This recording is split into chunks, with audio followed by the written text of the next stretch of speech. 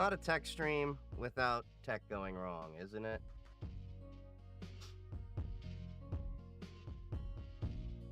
Uh,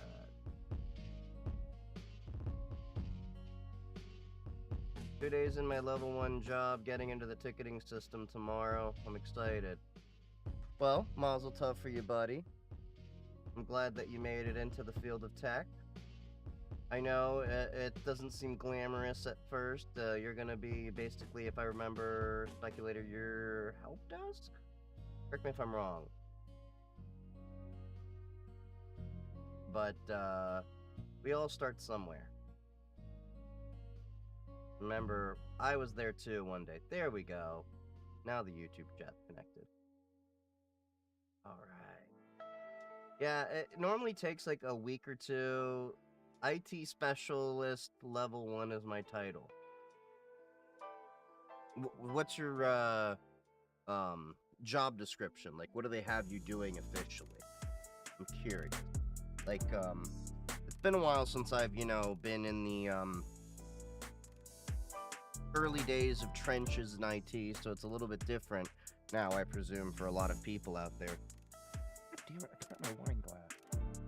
I'm gonna grab my wine glass, then I'll show you my first day using Ubuntu. Ubuntu's okay, but I like Papa last.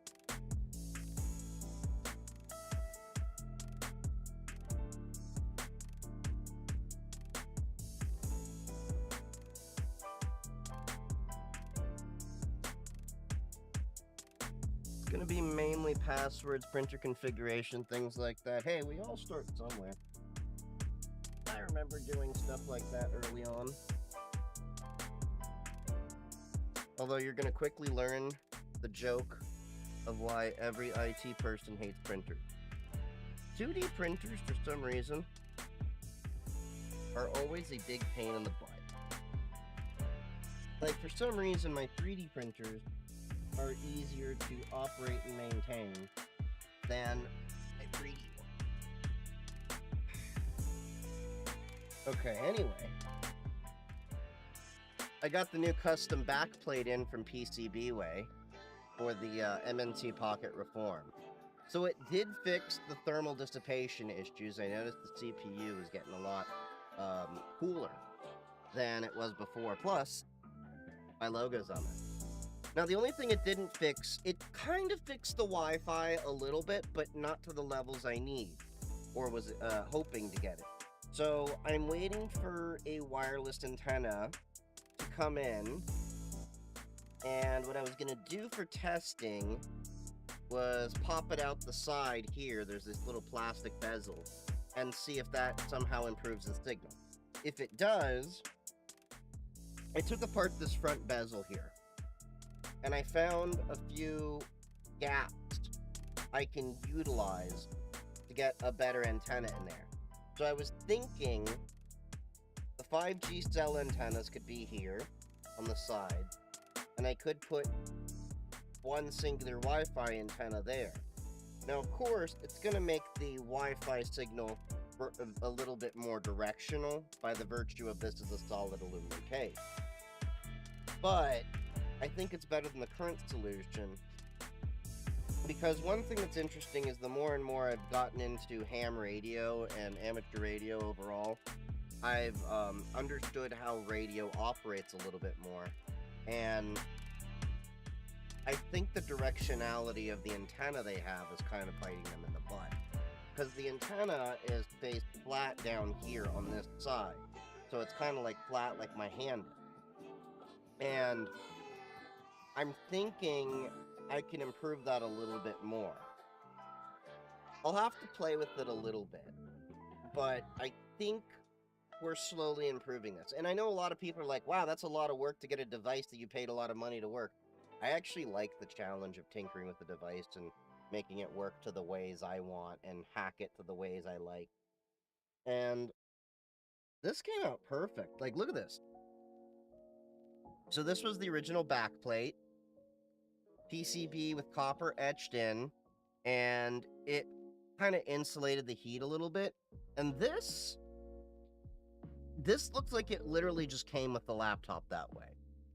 So PCBWay is originally who made the backplate.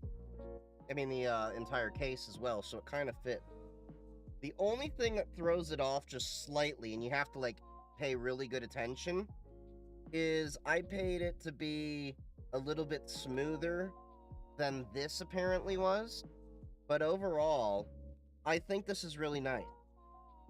So I'm going to continue hacking away and tinkering with this little device here to get it working the way I like.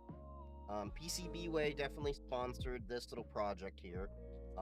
They covered the build, and they're gonna sponsor some upcoming content that talks about this little guy over here. So just a disclaimer there, I'm always transparent with everything. Now they are working, MNT is going to have new backplates. I'm going to ask them to release if I can possibly buy a new one, but this looks really great. I'm really happy with the way this turned out. Now I'm just trying to solve the Wi-Fi issue. It not only aesthetically gave it, I think, a better look, but it also dissipates the heat a lot better. So originally, it looked like that. You know, you'd have a black plate on a purple device. Well, it's okay, like, you know, looking like that. I think this just makes it really shine. And now it's really personalized. So now I have my laptop with my logo laser engraved. I'm going to have my mini laptop with it. I think this is a nice little touch. I'm really happy with the way this came out. Now, admittedly, this backplate was kind of expensive. I spent like close to 140 bucks, including shipping, laser engraving, the actual design, well, you know, like everything. And that was using an open source design just slapped on with my logo. But took a couple of weeks, but I think it came out really, really well. I'm looking forward to getting the Wi-Fi hacked into the way I want, but this kind of device is not for the faint of heart, I will say, because you got to do a little tinkering. You have opinions on CoreOS and Bootsy? I haven't played with those. Better to pick the Linux distro to emulate an older iPhone. What should I pick? I don't know what would be an older iPhone thing, but you can do like Hackintosh, but that's a little bit different. Hackintosh is not really emulation so much as running a Mac on non-approved hardware. But yeah, already volunteered to refresh 2 sites in the National Radio Quiet Zone. Nice! And I'm getting deeper and deeper into radio as well. Look out for some upcoming radio content. I'm getting more into LoRa, as y'all have seen. Got some LoRa boards over here, little LoRa device over here with mostly mesh-tastic. I've got this guy over here. I've been getting into ham for the past few months as well. GMRS too. And I'll be covering a lot of that as well, because one thing I've noticed is a lot of people, there's a problem I noticed, and this is one of the critiques I have with a lot of people selling products on TikTok. I had a comment from somebody that actually saw when I mentioned my Baofeng radio, and it's a good beginner device, not the one I would ultimately like say you stay on, but it's a good beginner device to get you into it. You don't have to spend much money. I noticed a lot of people talking about use this radio in a survival, you know, example, all this blah, blah, blah, blah, blah. They never talk about the fact that you cannot use a ham radio or even GMRS without a license. You need a license, and the FCC comes down hard on people. Now, you might think, oh, I'm small potatoes, no one's going to seek you out. The FCC might not, but you got to understand, there's people in the ham field that they make little contests of finding out and fox hunting illegal radio users. It's a fun little contest. Why didn't anyone tell me that using Ubuntu is fun? It's alright, but I like Pop OS. This is the operating system I use. Pop OS is based on Ubuntu, so if you like Ubuntu, but with a little bit more polish, this is what I use. Hit the super key, open my apps the way I got it set up. I like it because it reminds me a lot of my Mac people. my Mac user. I liked the Mac operating system. I liked how it was laid out. I just didn't like how Apple treated it. I didn't like how a lot of Apple locked down the system and treated its users like idiots.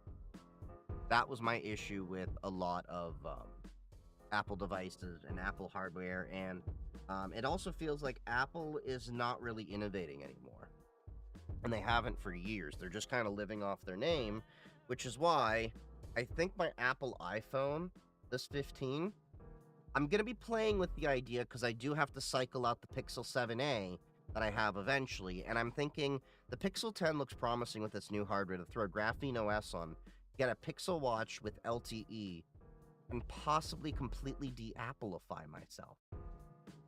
So, that'll be interesting. Ham people are ruthless. Keep the FCC happy instead of invasive rules. Yeah, exactly. So, the ham community is a good example of a self-policing community, so that way you don't need intrusive government rules and everything.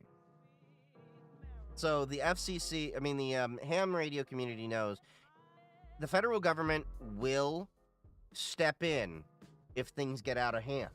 So they'd rather not get to that point, because then they'll close down a lot of things. Like, you have to understand, ham license testing isn't conducted by the FCC. It's conducted by the ham community, and then they send their results over to the FCC. There's a lot of things going around with etiquette and all of that, and yeah, it's great. Brian Parent, hello, security analyst here working second shift. Nice. How's second shift treating you? You ops or you engineering? Just curious what side you're on, because I've seen analysts thrown into the engineering side as well, but I've seen it mostly applied to operations. Why didn't anyone tell me a VM running on non-ECC can crash if you look at it too hard? That's anything. If you have ECC can crash. Well, here's the thing. I use non-ECC memory on my systems here. It works plenty fine.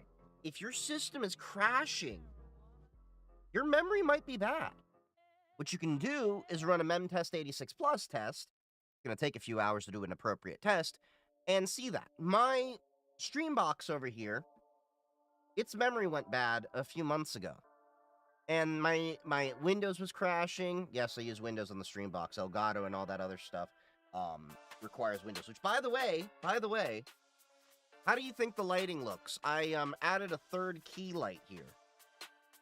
Let me show you this. So, I don't know if I can show... Oh, yeah, I can do... I am super zoomed in from the last time for dramatic effect. But, like, if we flip up over here, you can see there's a key light over there. Little key light mini. If we steer to the right, you can see there's a new key light over there. Right there, by the speaker. Now, if we pan to the left, there's the original key light that I had before I added the mini, and then I moved over here. So now, I've got 3 key lights. And I think it makes it look really nice. I noticed that it was just a little bit dark on my face over here. So now we have a little bit better lighting. I think it's overall. Are all of us Linux guys just copied of each other? I was looking at a ham too. It's just the natural progression of tech. Everyone in tech at some point or another gets interested in radio. It makes sense. It really does. Radio controls is behind a lot of our lives, whether we're talking about Wi-Fi, we're talking about operations with communications and all that. Is my mic low? Shouldn't be. Oh. The slider wasn't all the way. How about there? That better? I can still bring it up a little bit. I just got it at Unity right now. Okay. I always like to bring my mic to Unity, so it's at 0, but I can, not 0, but Unity is where it doesn't really have too much amplification. Because I can, always push it to here, but the issue is it's more likely to reach into the peaking level if I, elevate my voice a little bit more, because right now I'm talking at a lower register. But then if I start talking and getting excited, I can see that it starts clipping just a little bit over there. But, yeah, we'll keep it at Unity for now.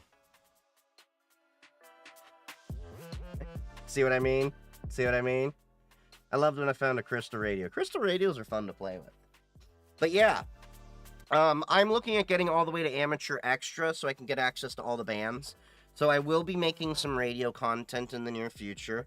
I've already got a couple of Balfongs, but the issue with Balfong, and I'm going to get into that in specific content, is a lot of people don't know this, but they are not legal for FCC Part 97, which is specific to ham. And they are legal for Part 90, but I think Part 95 is GMRS. And I could be wrong on the parts I'm quoting. Now, the parts about it is that they have to be qualified by the FCC for these different bands and everything like that. And they also are big culprits of what are called spurious emissions, and they happen to transmit at a wider bandwidth that you can more accidentally bleed over into spectrums that you're not licensed for. Now, general rule, when you are on the edges of the spectrum anyway, you want to avoid those because of the accidental chance of overlapping into bands that you shouldn't be hitting. Anyone wanting to go to ham radio might want to check Glam Ham. I haven't really done much of the ham radio on the TikTok side of things. The problem, not because I, hate anyone on there. It's just TikTok as a whole has just kind of been meh for the past few months. But also, the few people that I come across talking about ham were talking about buying Baofeng radios and stuff like that, but not educating people that you should get an FCC license. And I hate to be that kind of guy, but yeah, I will be a bit of a Karen if I find out someone is doing ham radio unlicensed, or even GMRS. Now, GMRS, you can do for $35 for a 10-year license. Now, the cool thing about GMRS, from what I've understood, is if you buy a GMRS license, you don't need to pass a test like ham radio. You only have access to 22 channels and 8 repeater channels.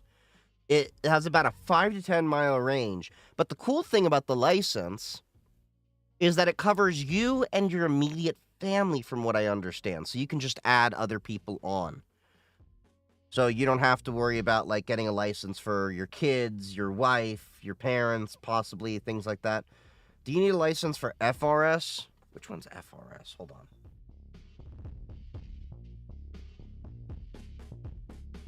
Family Radio Service is licensed by rule, so the government... Okay, so I haven't looked too much in FRS. Family Radio Service is a private two-way, short-distance voice and data communication service facilitating family and group activities. The most common use for FRS family channels is short-distance, two-way voice communications using small hand radios license. So it is governed by Part 9547 CFR.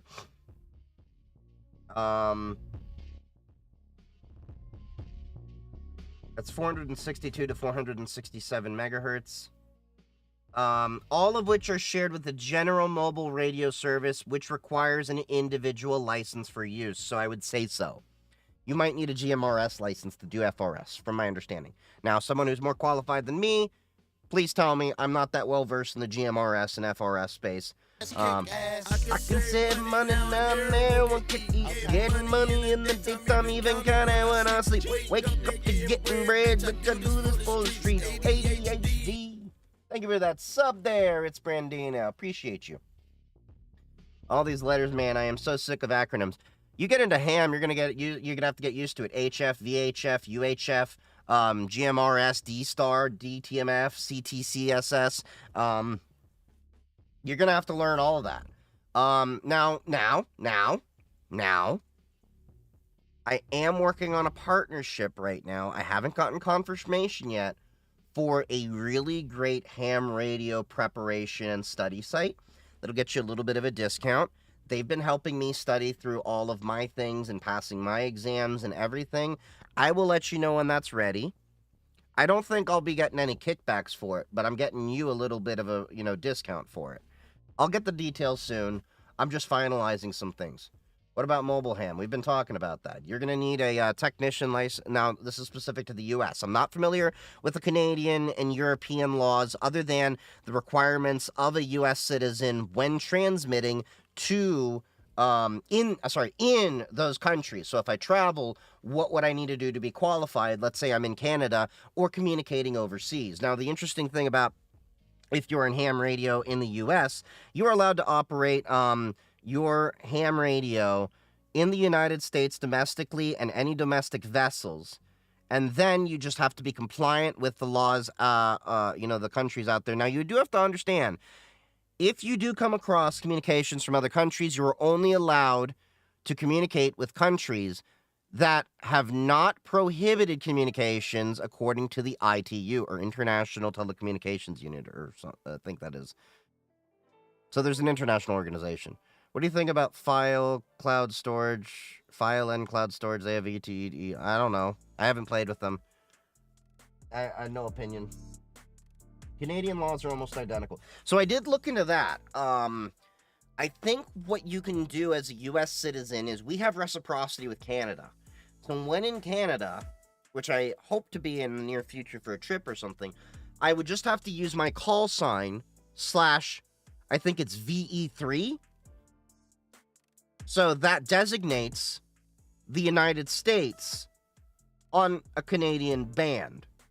Now, when doing that, I would have to carry around my FCC license with me in a documentation form in case something happens.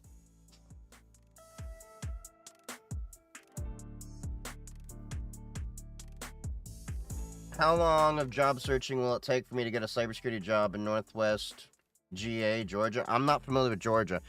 I don't know if Georgia's really that well known for cybersecurity, to be honest. The honest truth is right now the job market is really buggy, and it's the honest truth is I have to break the news to a lot of people that are like, well, I studied for cybersecurity and all that. Don't expect to honestly get a cybersecurity job straight out without IT experience. Oh, Lockheed is out there. Okay. But as I was saying, cybersecurity jobs are really, really hard to come by if you have no prior IT experience. That's why I tell everyone, temper your expectations about getting a cybersecurity job without any experience in IT. They want to know that you have conceptual knowledge and understanding of IT systems before dropping you in to secure these systems. What's up, Mario? How's it going? Oh, if I didn't say already. Hey, what's up, VTuber?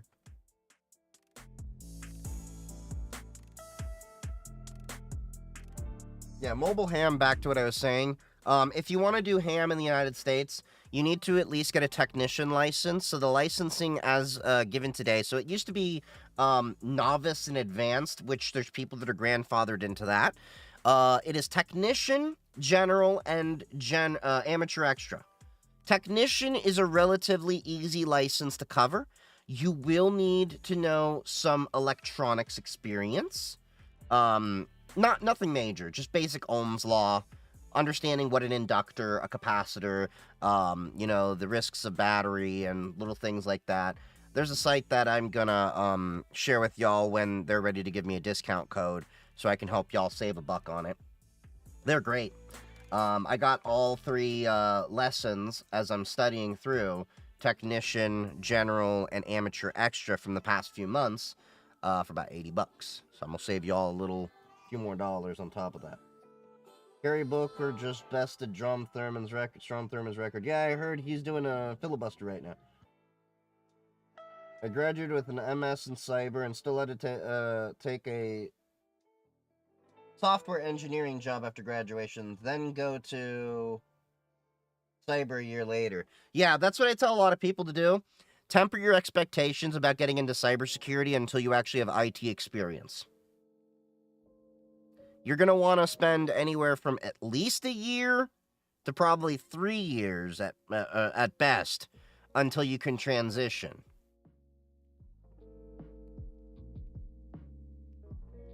Go in and study computer science. I want a minor with finance. What do you think? My question would always be, when looking to get a degree, how much is it going to cost you and how long is it going to take you to pay it back? If you're in a country that, is paying your college degree, great. If not, that is something you seriously have to look at. Because if you're not working in the public sector, which will pay off your student loans in 10 years after work, or if you're in nonprofits, things like that, then yeah. Even though I got an AAS in cyber, should I still make getting Sec Plus a priority? Certifications help, but certifications, much like degrees, are pieces of paper that can say you pass a test. What I would say is more valuable is showing that you have experience. And the way you can do that is internships. You can do home labbing, make a blog, journaling your journey, tinkering with different technology.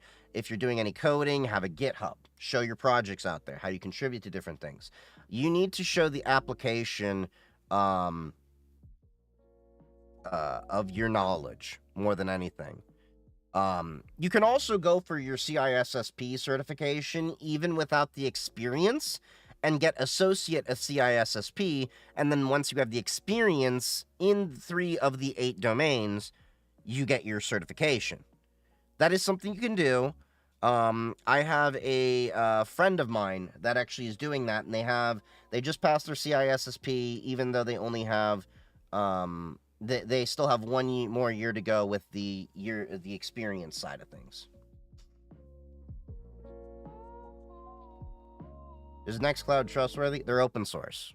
Yeah, they're trustworthy. It's more about who's the hosting provider than if they are trustworthy.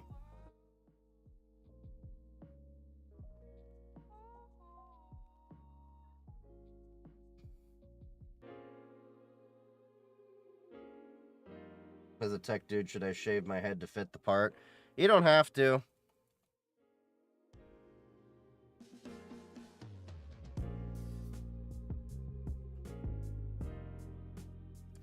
My country, Trinidad and Tobago, 75% they do. We have a 2-year exchange in China. What do you mean a 2-year exchange?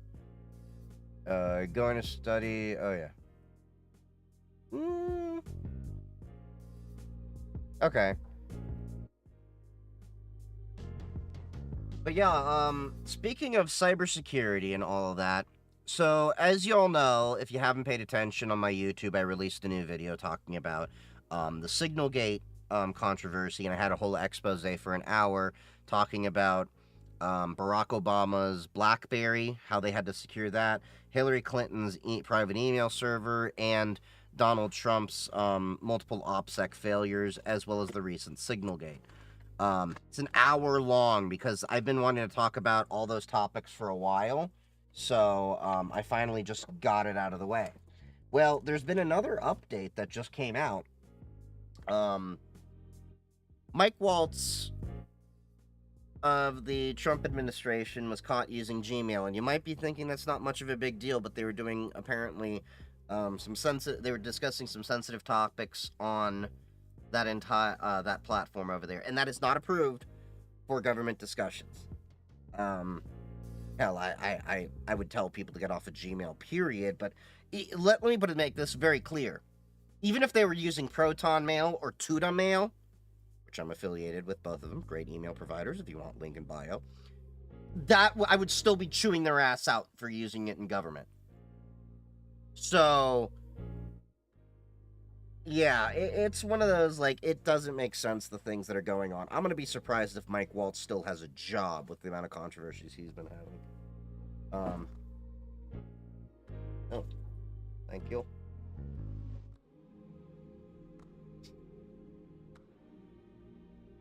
Is Cory Booker still going on his little, filibuster? Chat, you let me know.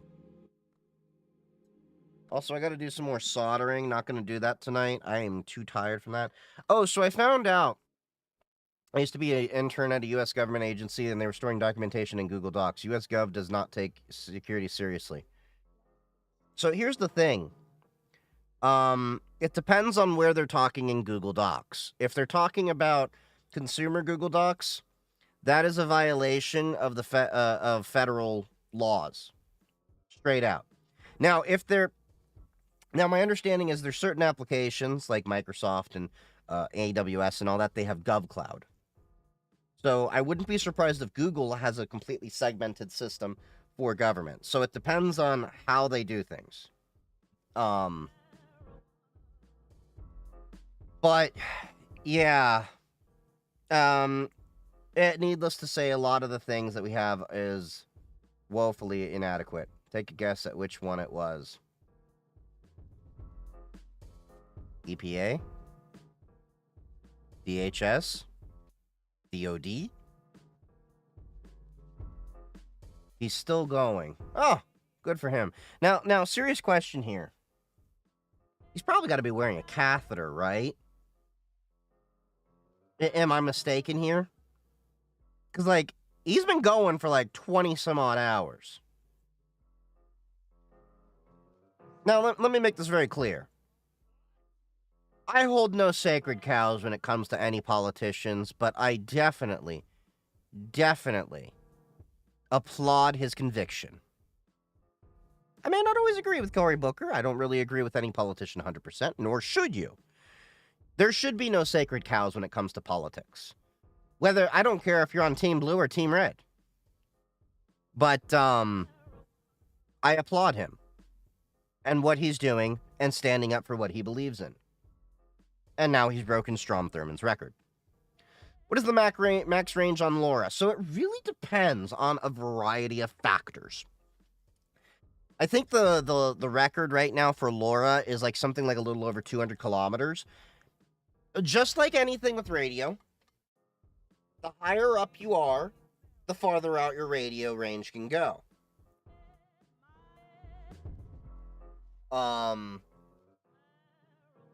Your antenna, amplification, many other things go into it.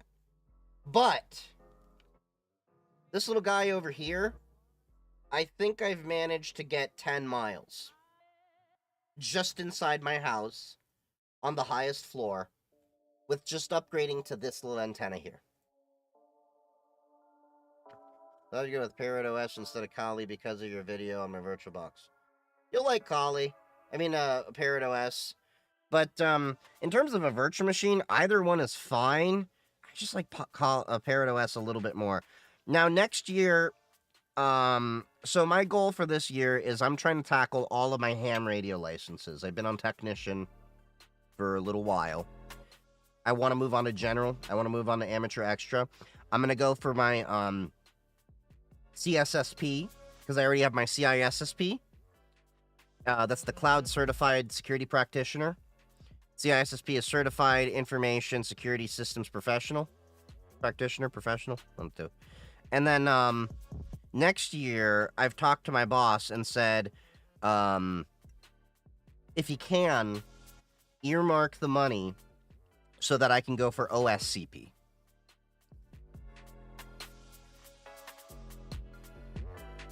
I think it's about time I finally make my goal of shifting from completely blue to purple happen. Because,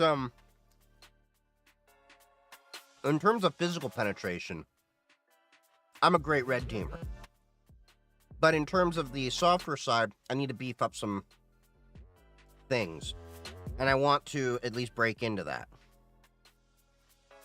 I'm a robotics programming instructor, and I want to convince my boss to switch the kids from Windows to Linux, but I'm not sure how to.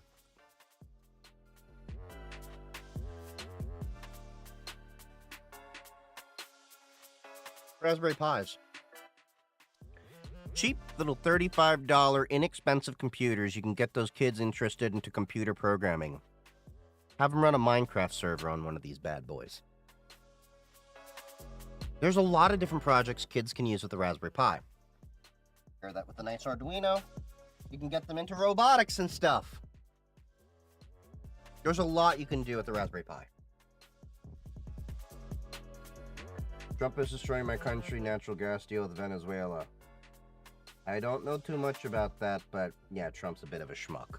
I know a lot of people think that, like, not a lot of people, but some people on the MAGA crowd, they think my issues with Donald Trump cloud my decision, my cognitive ability to, just want to go after Trump. But if you've seen my cybersecurity content covering the Signalgate hour-long expose that I had, I criticized Obama and his use of the BlackBerry, but he did acquiesce to the NSA, saying, can you at least use this and follow these protocols?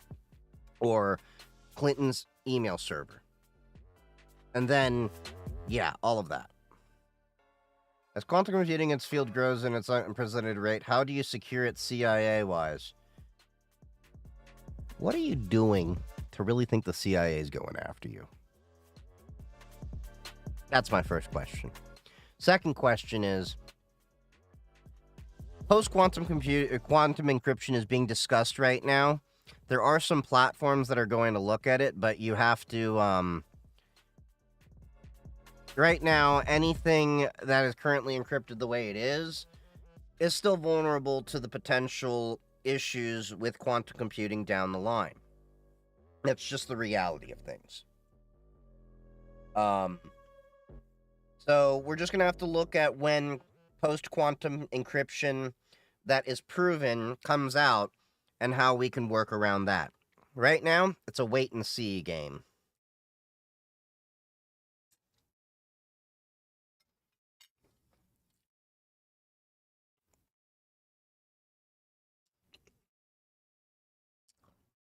But if you're really that worried about quantum computing and everything, quantum computing still can't crack what's offline.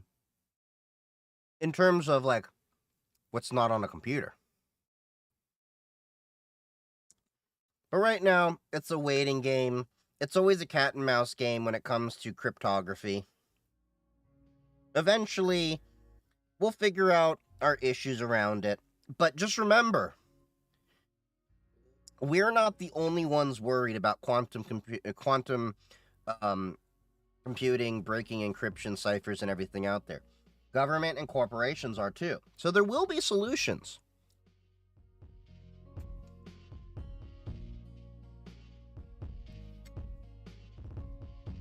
And the world has really evolved since the 1990s, where,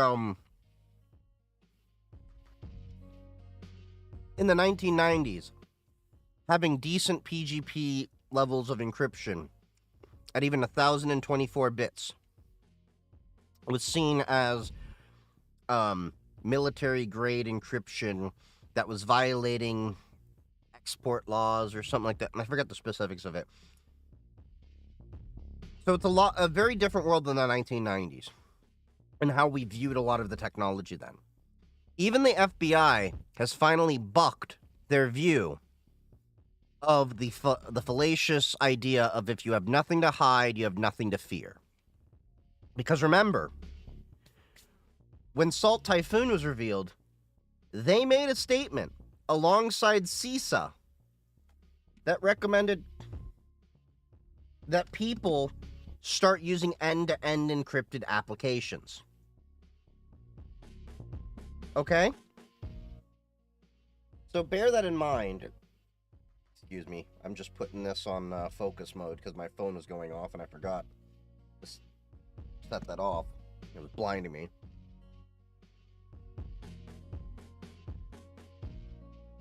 Someone put lore on top of a mountain in my hometown, covers the entire city.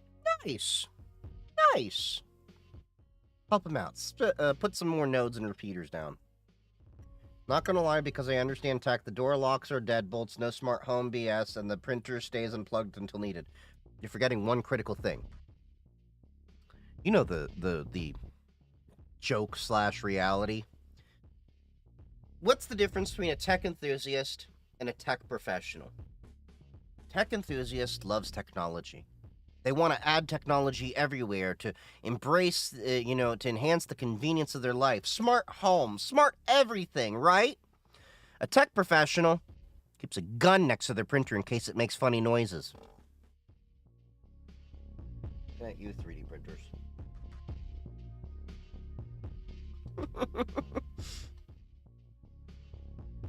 But yes. Physical locks are still better.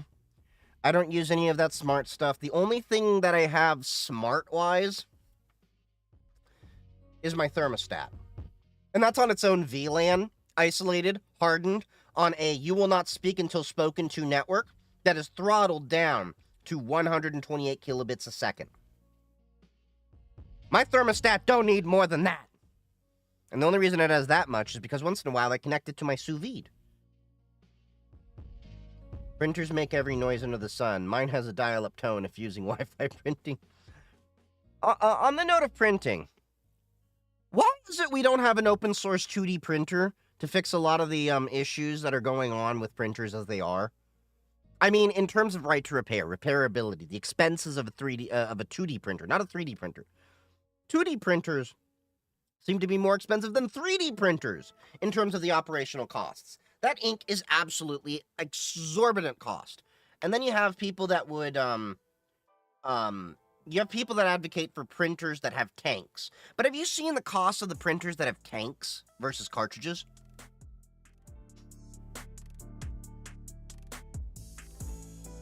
They like to watermark documents. Government can watermark my ass.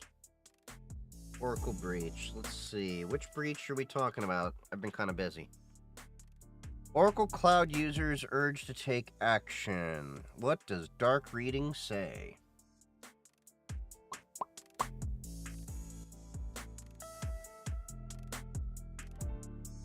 Although Oracle has denied its cloud infrastructure services were breached, security experts recommend Oracle customers independently verify if they're affected and take measures to reduce exposure to fallout. That a growing number of security experts believe occurred. Some are urging the company's cloud customers to take immediate steps to verify. Additionally, any exposure of personally identifiable information and passwords could trigger, the usual lateral control things. This leak is a serious breach of identity and privilege related to security, underscoring the need for timely deprovisioning, password hygiene, and multi-factor authentication. Alright, TrustWave. That's who did it. On March 20th, a relatively unknown user on breach forums posted the allegation that Oracle had suffered a data breach. According to the claim, 6 million customer records were stolen from Oracle's SSO and LDAP systems. Yikes!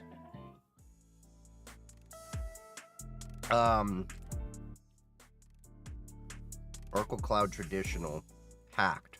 Okay.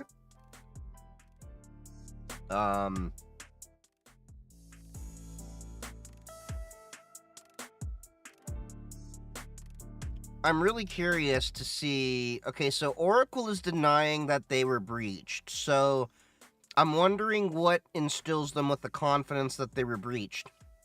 Like, were they using a honeypot system and they just hit the honeypot? Or are they just covering their butts? So, dataset includes PII such as first, last names, full display names, email addresses, job titles, department numbers, telephone numbers, mobile numbers, and even home contact details. The level of exposure can immediately lead to identity theft, blah, blah, blah, blah. First thing we notice, inclusion of login credentials and authentication-related metadata. Fields like user password expire date, user password must change, and user... Okay. Database may contain hash passwords and insights into password lifecycle policies. 2FA or other or enforcement organization-wide attackers could use blah, blah, blah. Manage your key, inclusion of flags such as user has high-risk role, user has high-risk resource, user is some risk. Okay, the following email domains are mentioned in the share as login data. AutoZone, that's fun. Oracle, okay, I mean it's an Oracle breach. Gmail.com, kind of expect that, people. Although this number feels absurdly low. I don't know. I would have thought there would be more. Broadcom, Corsair. I don't know. Maybe it's just me.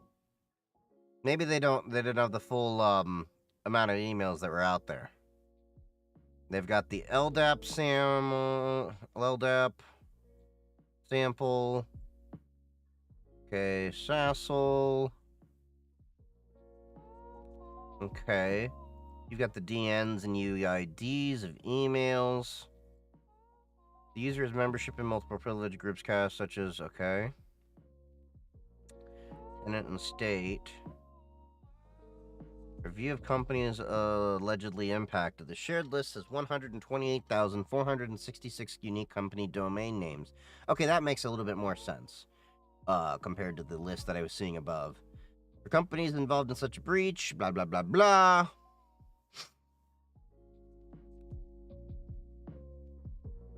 All right. Security researcher Alon Gal contacted Rose 87168. Received an additional 10,000 record sample. While he's not shared openly, his research suggests even further that the data is valid. Gal, okay, blah, blah, blah. Has used the critical vulnerability CVE 2021.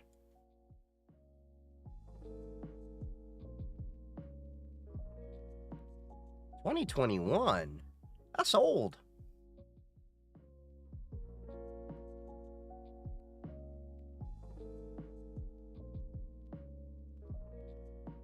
Vulnerability in the Oracle Access Manager product of Oracle Fusion middleware component OpenSSO agent supported versions that are affected.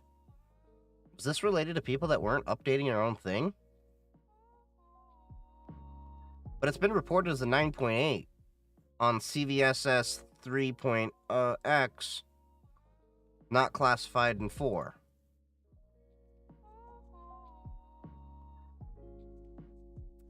I'm curious how that old SSO,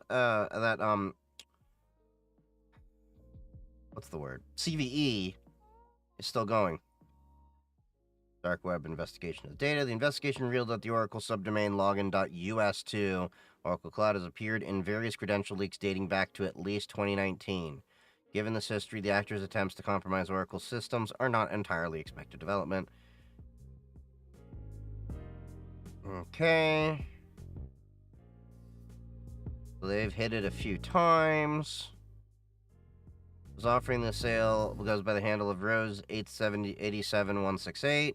The actor emerged on March 8th, 2025, when they posed about a potential DHL compromise. However, outside of this, not much is known about this actor. This fact has been used to discredit the post. However, the actor provided a link on Twitter to a Wayback Machine snapshot from March 1st.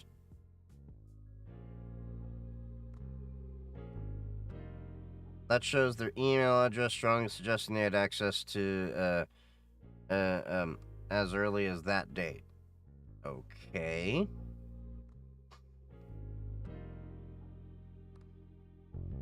Yada, yada, yada. Could trigger compliance requirements like GDPR, HIPAA, or similar frameworks. That went without saying. Oh, I'll give my dog a treat in a sec. I'm just checking out the Oracle breach.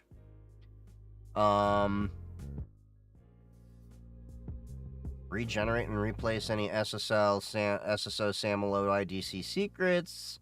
These are the regular things. Microsoft Entra SSO is integrated with Oracle Cloud. Interesting. Didn't know that. Revoke any unauthorized third-party application access granted via Microsoft Entra. I'm not an Oracle guy, so I don't know much about their specific stuff. So I guess we gotta wait and see what details are gonna come out, but yeah.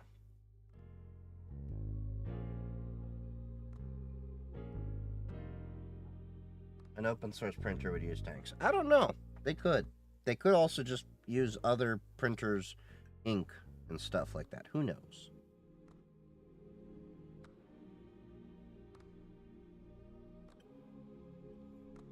I saw that someone asked Framework if they would ever consider making an open right to repair printer.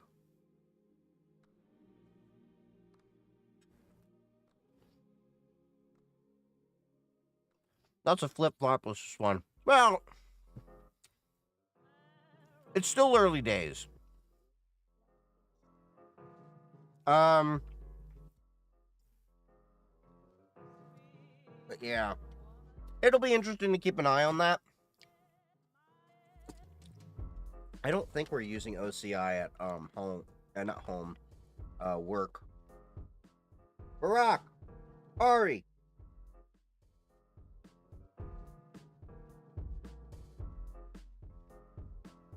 What up, dickhead? Chev. Lamala. Good boy. Ari! Aryeh! Yalla! He's getting up from his nap. I can hear him. He did his whole, like, got out of a bed, stretch and shake. Ari! Aryeh! Hey, good boy. Where's my good boy? Jam? Lamala. Good boy. He's a 7-year-old now. You're an old man. Old man. Brooks is finally off the floor. 24 hours. How many energy drinks did that man need? If it says, shouldn't Oracle push the update that patches the CVE to their environments?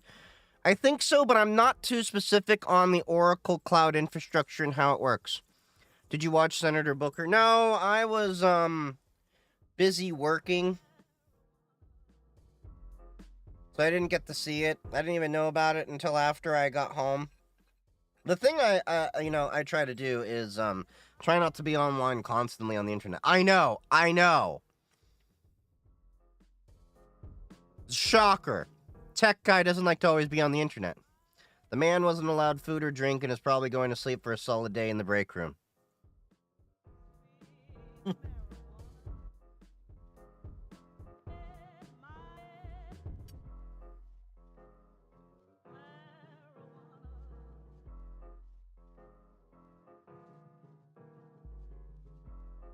Four more clips tonight, then last 20 minutes spending day with our girlfriend watching movies at her request. That's fine. Just you've given me more than enough clips for another day or two. So good job. Give yourself a break and then get back to it. Just so you're curious, I have one of my mods do my clips and I pay him a little bit of money for it. Hey, Cinty Pinky, how you doing, buddy? I don't know what all Senator Booker talked about, but if I recall, it was something in protest of Donald Trump. His message was definitely heard. Now, you heard that, not that I like to talk about politics too much, all right? Getting into my old curmudgeon man phase. Doing good? I'm doing all right. Took a shower. Now relaxing. Having some adult juice. You know me. I like my Portuguese vinho verde.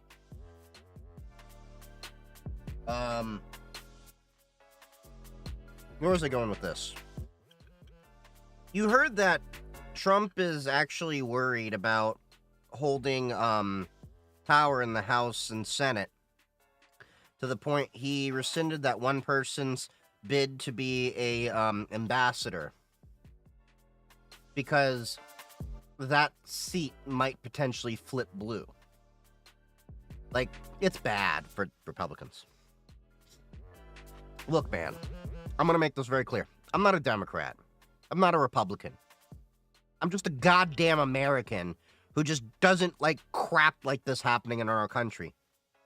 I'm nervous for the Wisconsin election. The Supreme Court one? Yeah. You heard that, like, no joke. Elon Musk might have broken the law with the way he was going about it, because Wisconsin law doesn't allow you to do any, what is it, like, I think, like, literally nothing more than $1 to support people voting or not voting in the election. You're not even allowed to just say, you know, like, just go out and vote. You're not allowed to do anything to incentivize or disincentivize anyone, especially in a monetary aspect, from voting. I'm a little oversimplifying that. But basically, you can't do anything to reward someone from voting or not voting.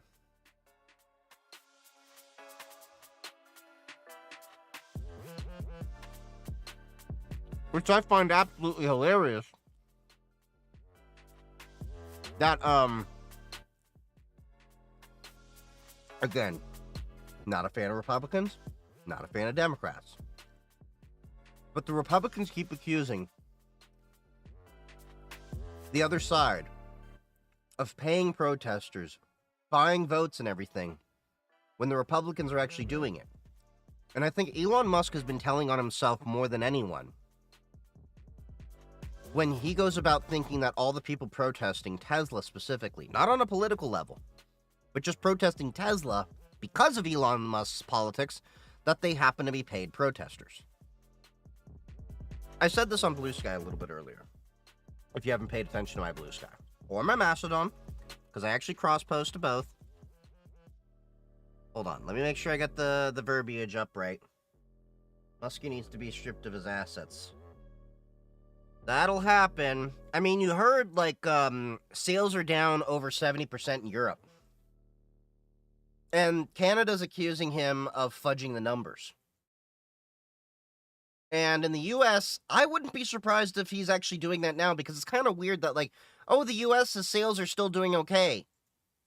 But I haven't really seen positive reviews of Musk. Hold on.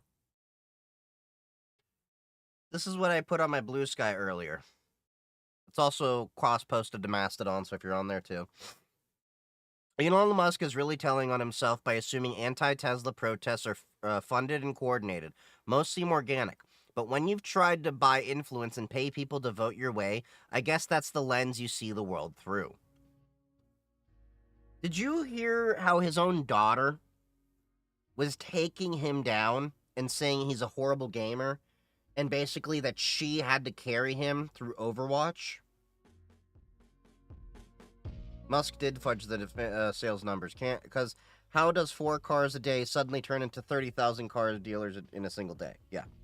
Y'all know me. I love to play games. We'll be playing Path of Exile 2 in just a little bit. Just give you a heads up. But you know what? I will own the fact that I suck at games. But you know what I won't do? Pay someone else to progress my character. Because I like to have my own progress and earn my own achievements.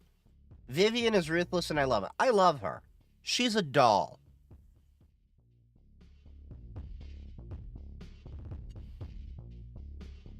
I think she's, adorable. Especially the way that she goes about just ripping her own dad. It's fun. It's fun seeing that. I rip on my own parents, too. My mom apparently turned into a MAGA lover. Way after I, cut off connection with her. To be fair, my mom also got into drugs, and don't do drugs, kids. It's bad for you. Stay in school.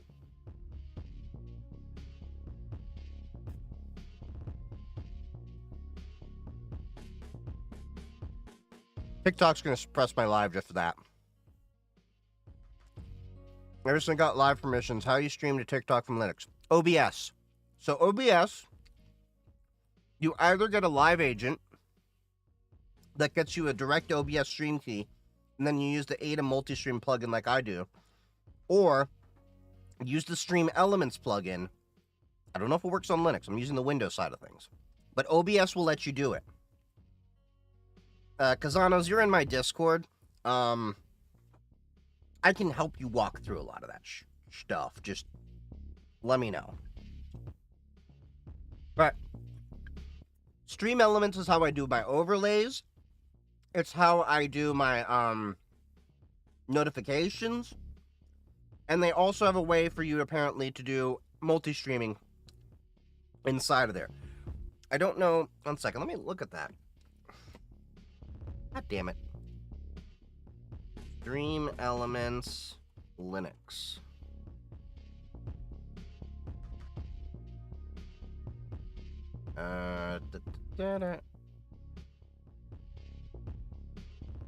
They only really have it for Windows.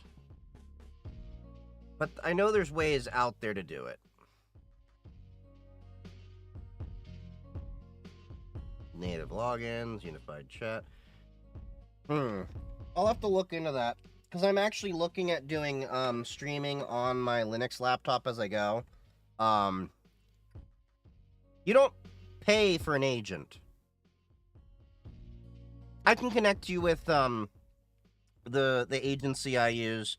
They don't take anything from me. They do help represent you. The only thing you're required to do is you need to have a minimum of 20 hours per month commitment of live streaming. 20 hours ain't hard. I generally do like 3 to 4 hours per stream. Do that 3 times a week, 4 weeks in a row. That's what? 9, 18, 36 hours in a month. You can easily do it. And I work around my full-time job, as you know. Are you working on any cool projects right now? Yeah, I'm working on this laptop right here, which for those of you that came in a little late, the 6061 aluminum backplate I had custom milled came in. I replaced this one over here. We managed to drop the thermals about 30 degrees Celsius. Still working on improving the Wi-Fi in it.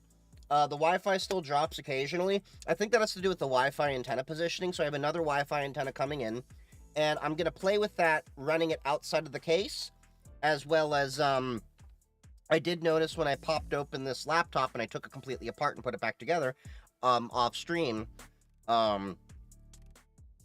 this bezel here had some empty gaps. So what I was thinking of doing was slapping in 5G antennas over here, for the 4G cell modem, and then possibly dropping a Wi-Fi antenna down here, so that way I could just have it all in there, and it would only be blocked by a little bit of plastic over here, and then the aluminum over here, potentially giving me better range. I still gotta play with it, but overall, I love this laptop.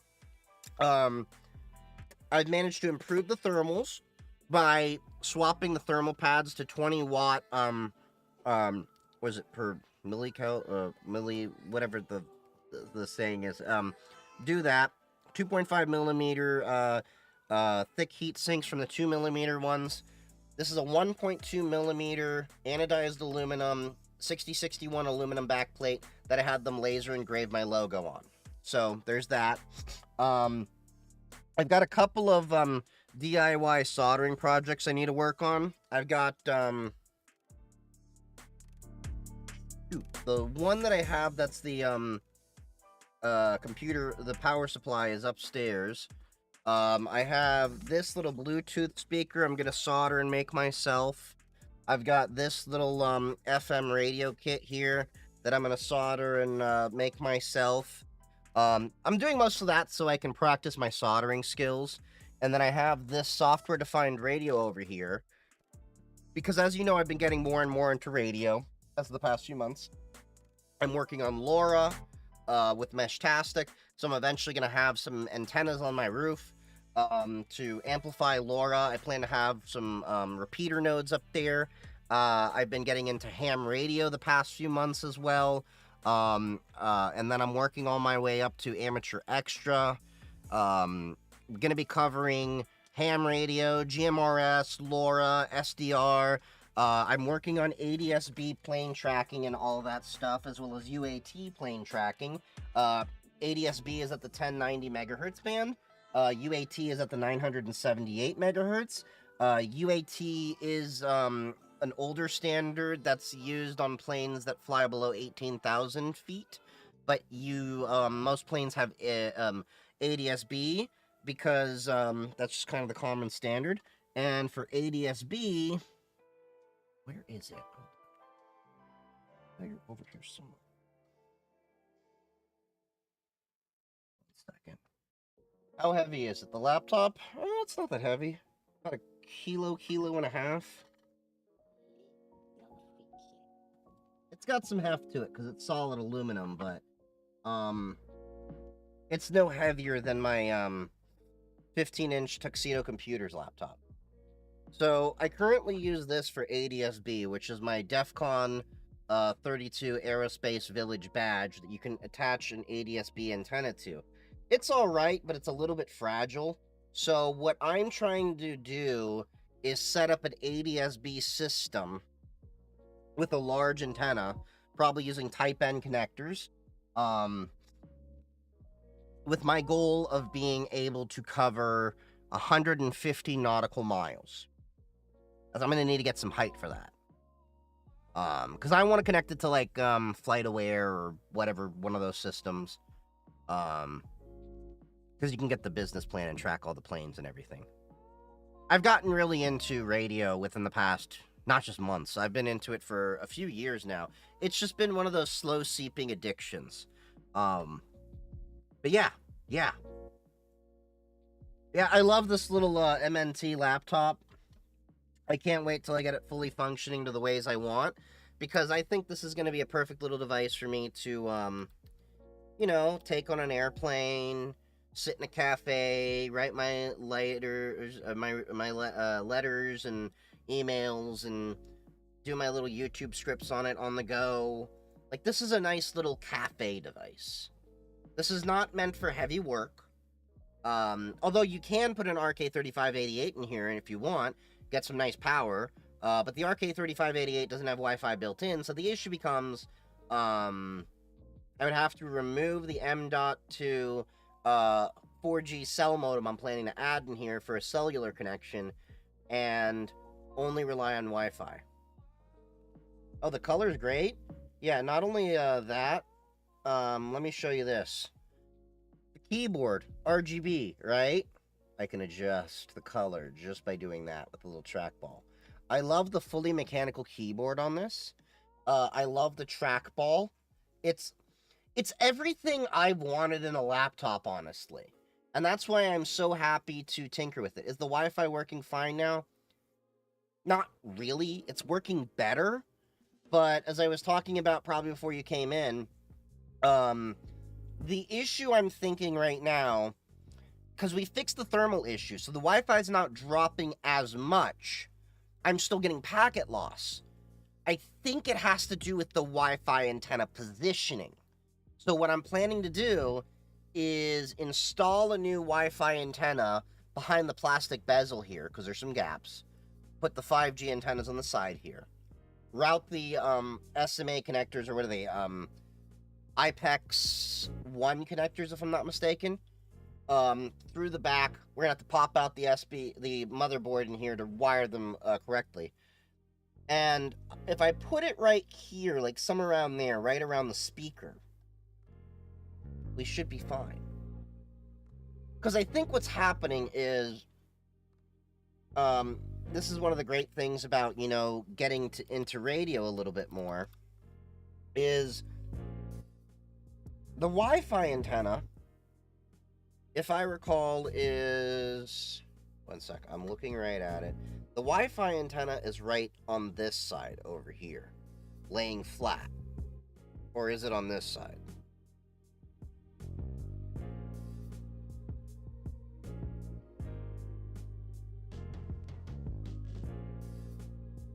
Either way, it's on one of these sides over here. And you have these little plastic bits over here that cover it. Well, the antenna's laying like that. It's flat. So I have a feeling the signals are refracting against the metal case in a way that isn't ideal. So what I'm thinking I'm going to be doing, and I have to play with this, I might take off the cover temporarily and test the theory out of running the Wi-Fi antenna externally over here. So it'll just be ever so slightly exposed. See how the signal is over there. Because I have a feeling if I place it outside the case, I will fix a lot of the issues that I have there. Ideally, placing it in one of the open gaps over here on the bezel should also remedy the issue. because it can penetrate plastic a lot better than metal. So that's where my theory is with this. Now, I'm going to have to tinker further with it. Now, I've also reached out to MNT to see about getting their new case covers, because they did admit there was an issue with these covers over here. So, as you notice on the back, there's this copper here, which is where, of course, these little heat pads, that's where it would connect to the ARM CPU, the Wi-Fi chip, and the power to cool those. The problem is, this is not copper all the way through. So if you pay attention, it's a PCB. So there's like copper, PCB, copper, PCB, copper. Now, what was supposed to happen was the edges over here were supposed to just be PCB all the way through and no copper. But we've confirmed some of the later units, which mine apparently was one of them. This is copper on the edge over here. And that's part of the refracting of the images. Could be strengthened by coiling a massive circle of copper wiring. No, it doesn't work that way, because a coil of circling that would essentially just be an inductor. Now, that is how you would load an antenna to effectively lengthen antenna in ham radio and stuff. But it would not work in this case, because it would also change the frequency of the antenna.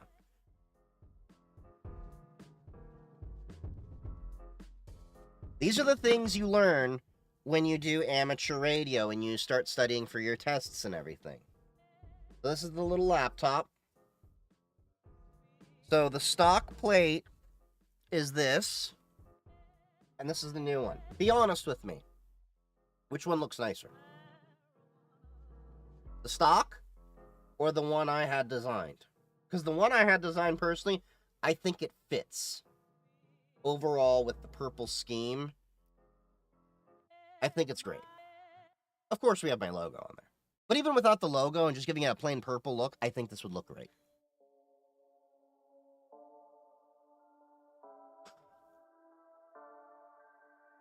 Yeah, I think the custom one looks a lot better.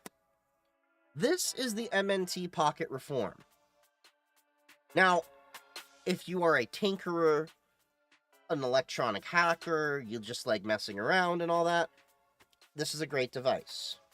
This is what I think... I was actually looking at making a cyber deck when I came across this about a year and a half ago. I backed this project a year and a half ago. For those of you not familiar with what a cyber deck is, a cyber deck is essentially a computer that we hack together out of different parts.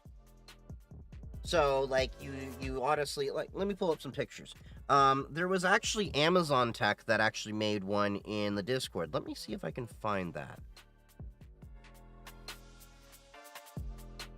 No, Amazonian. That was their name.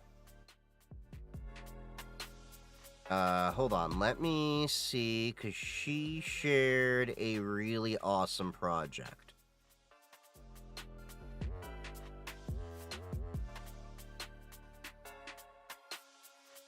There we go. By the way, if you aren't a member already of the Discord, please join. We've got close to 1,000 people in there. Tech people of all, walks of life, people starting out, people wanting to learn together. I think it's a great community of all of us wanting to learn and grow together and, learn about ethical hacking. Whether you're in cybersecurity, networking, ham radio, you're just a kid, wanting to, learn about all this as you get into being an adult. By the way, and by kid, I mean like 16 and up. Let's actually have like young adults that actually want to take this seriously. But you get the best way you learn in tech is by rubbing shoulders with people who have an interest in technology. Well, this is what she came up with. This is a cyber deck. Little mechanical keyboard. This looks like a Pelican case. some kind of a plate in there with electrical tape. There's a screen. You can see, like, I think there's something like a Raspberry Pi in here. A cyber deck has no specific requirements, per se, except it's kind of a hacked-together computer. Yeah, a Franken computer. It's kind of like what it is. Yeah, she came up with that. And you see, she calls it a cyber deck. So, yeah.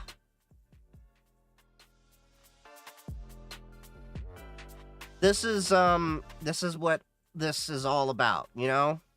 So I was thinking of actually making something like that for my little portable computing needs. But I had a feeling bringing that on an airplane and opening it up would kind of scare a lot of people. Look, I already get pulled over by security in airports quite often when I'm doing a simple apt upgrade on my laptop. Over a VPN, of course, because I don't trust public Wi-Fi. But just working in a terminal. You know how many times I've been called by security and I literally have to explain to the police, like, no, I work in cybersecurity. I'm a technology expert. This is what I do for a living. I'm not hacking anybody. I'm literally using Nano to edit my own config. Like that kind of thing. It's happened one too many times. I think it's happened like a total in my life about 5 times. I've gotten pulled over by like random people or freaking Karens that can't mind their own damn business. It happens way too much. I am dropping phones left and right. Better phones than soap, I guess.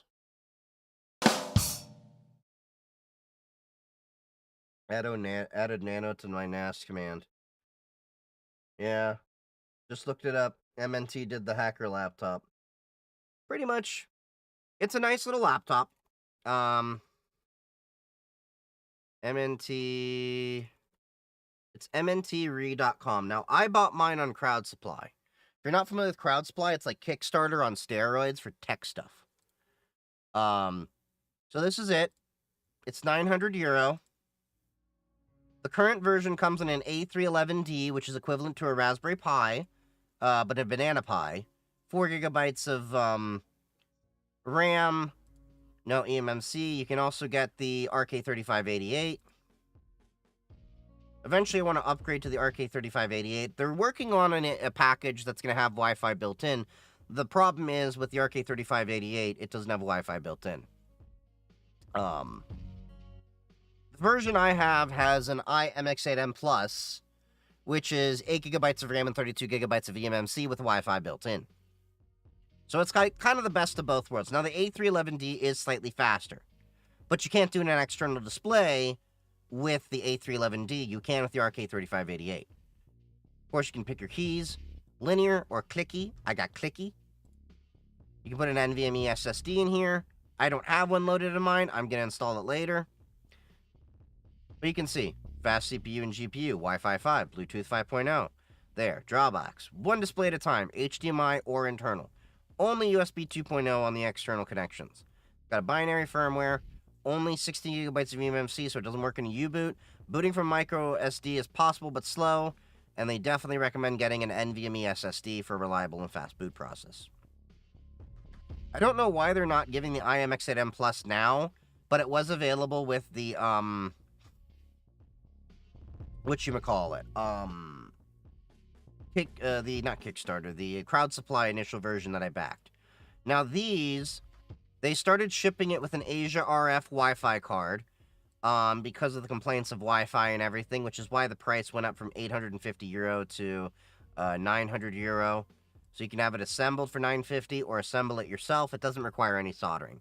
Now, I did have to install new battery packs in my one myself because one of them apparently was defective. So I replaced both battery packs. It works fine. They're open source 606090. MNT is a lot of great things out there. Now, eventually, I want to upgrade to this bad boy over here. This is their beefiest CPU they support. It's an 8-core ARM CPU with 4 A76 cores and 4 A55 cores, 16 or 32 gigs of RAM, dual display capable, all that. The only drawbacks are binary DDR and GPU firmware, and of course, no built-in Wi-Fi. I would like to have built-in Wi-Fi.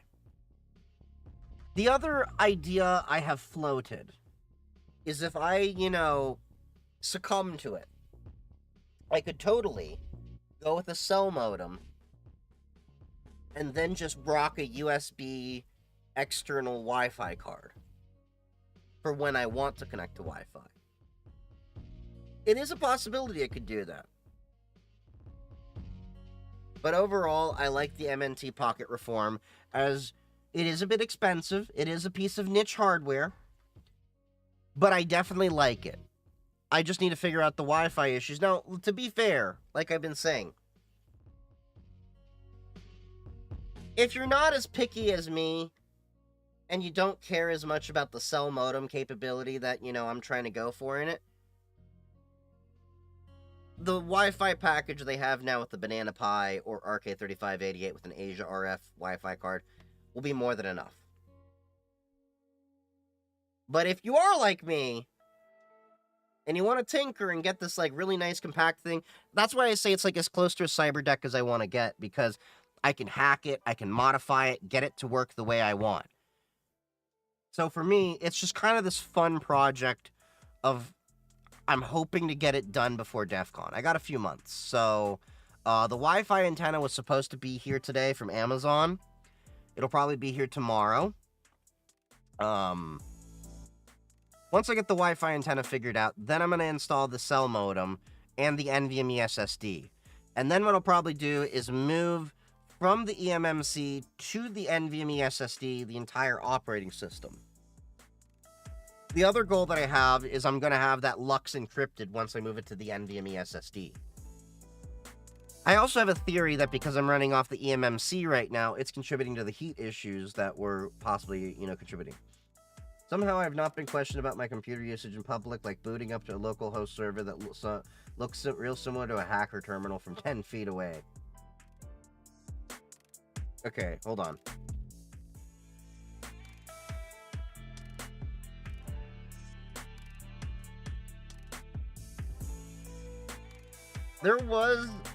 I remember I stumbled across this a few years ago when I was, okay. I stumbled across this when I was drunk one night. Hackertyper.net. Just open this up and go full screen, and you just type push random keys.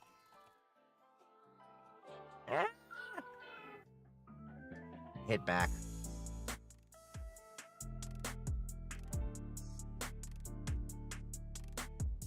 Literally all I'm doing is I'm just mashing random keys. I'm not typing anything. Just do that and scare people in public.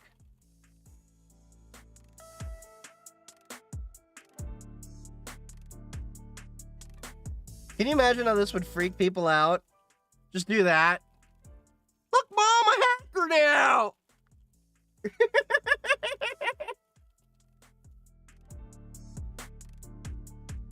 This would freak people out in the real world. If they didn't think of it, if they didn't know any better.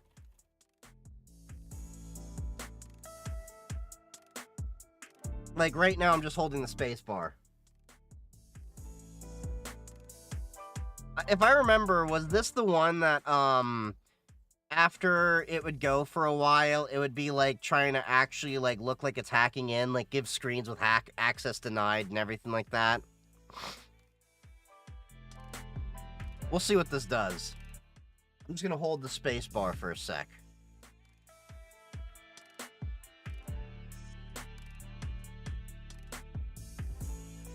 Just randomly mash keys. You need more antennas. Now, you know what I need? More cowbell! I don't know, did it not work anymore?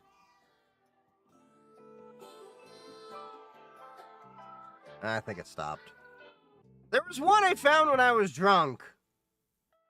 I just kept mashing random keys in, and it's access granted.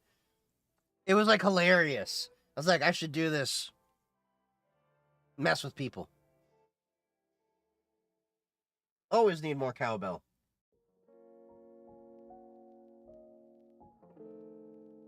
So, for those of you not familiar, run command C matrix. What's C matrix do? If it's installed. So, for those not familiar with what I'm talking about, where I found the MNT Pocket Reform. So, first I heard about it on Mastodon. The company is so open source. Let me show you this. Where is it? Oh.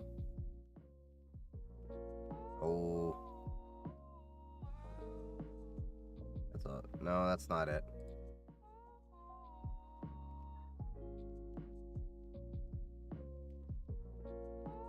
No. Where's their socials? They used to have... They are based in Germany, by the way. Which, I'm just gonna, say this. I don't know how, but my Jewish ass apparently bought my new laptop from Germany and my new mini laptop from Germany. Just thankful they didn't end up on a train.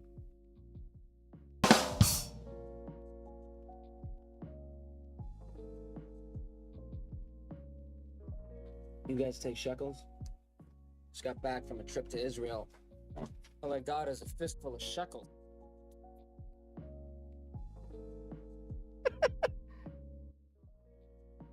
Bobby, quit spamming. Is Tails OS good? If you gotta ask that question, why don't you read the manual and actually learn that no, it's not that great.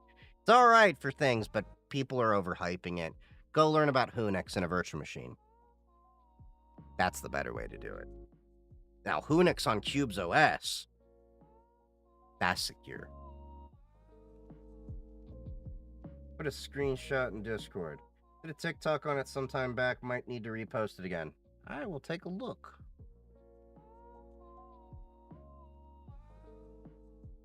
And now the Discord is filling up with hacker terminals.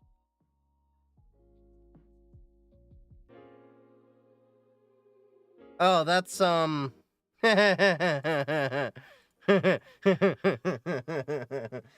you expect, Nero? Sometimes we just like to be it a little bit trolly. There we go. There we go. The only social that they have is this. Their Mastodon account. That's their only social. They're not on YouTube. They're not on Instagram. They're not on anything. They are extremely open source. But back to what I was saying. For those of you that are not familiar, but Mental Outlaw says it was good. Don't believe half the shit that you actually see on TikTok. Let me make it very clear. Half the people on TikTok are just out there trying to just get clout. Tails is entry level into you think it's good, but the reality is most people aren't even using it right. You're not even reading the manual. Now, Crowd Supply, as I was talking about, hit the wrong button. Crowd Supply is one of the coolest things to find new projects and everything. I check this once a week to see new stuff. Use any HDMI supply with your Arduino projects. This is coming out. Air Lab, a playful and portable air quality measuring device. That actually could be useful for people with breathing issues. This looks fun, but this looks expensive if I recall. No, there's no price on it. Look at that. An M.2 software-defined radio card. Up to 8.5 gigahertz. Do I like the Flipper Zero? The Flipper Zero is a fun toy. Where is my Flipper? The Flipper Zero is a fun toy. Now, I want you to pay attention to what I said. It's a fun toy. That's all it is. The novelty is that a lot of these things are compact inside of here. Now, let me show you something that I'm going to be using to replace the Flipper Zero. But even then, there's not a whole lot you can do with this, even if you know what you're doing. Because what? RFID, NFC, Bluetooth, infrared. A lot of these things you can do individually with a bunch of different modules. No biggie. A lot of the things that the Flipper Zero was able to do have already been designed before. The novelty is the compactness of it. You can add a GPIO. The GPIO lets you attach Wi-Fi. I've seen NRF and Bluetooth, not Bluetooth, ESP32 connections. Hold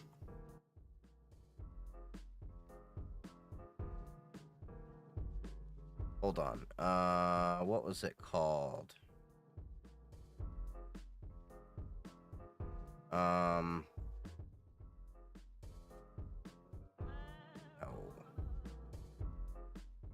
God damn it. I always forget what this thing is. Hold on.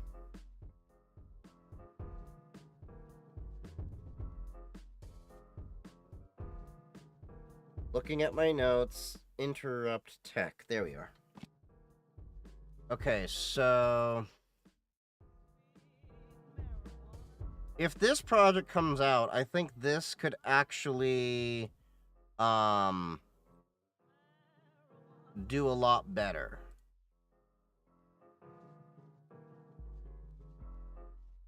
Hold on. No. It's on Kickstarter. Me hiding a war driving antenna in my hiking poles. Okay, that sounds fun! It'll be fun. Okay, so I am gonna let y'all know this. I'm not confirmed, but I'm playing with the idea of TwitchCon. I don't know. It's kind of a little bit of an expense, especially after DEF CON and B-Sides. But I'm playing with it, because I did find some possibly affordable ways to do it. If I could somehow do war driving and hide that in there, and then get an idea of the cybersecurity, or at least the security side of things, in terms of TwitchCon, that'd be fun. I'd probably also be one of the only people at Twitch with a ham radio. Anyway.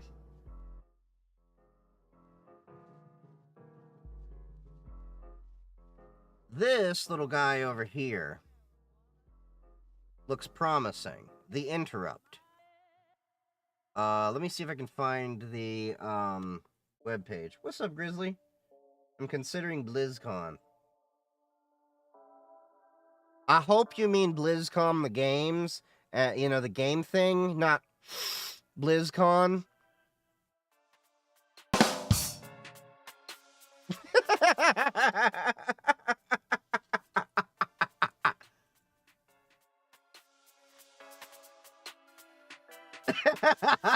I know, I'm just teasing ya. Okay. So this little guy over here, I've talked about it a little bit before. They're launching on Kickstarter soon. Now, I'm hoping it's a Kickstarter thing. So it's like you never know with these kind of things. But then again, I think the Flipper Zero was a Kickstarter too, if I'm not mistaken. This has pretty much all the capability of a Flipper Zero plus more. So this is a full Linux device with the Raspberry Pi 02W. So it's got well-established hardware. The BLE Shark? No.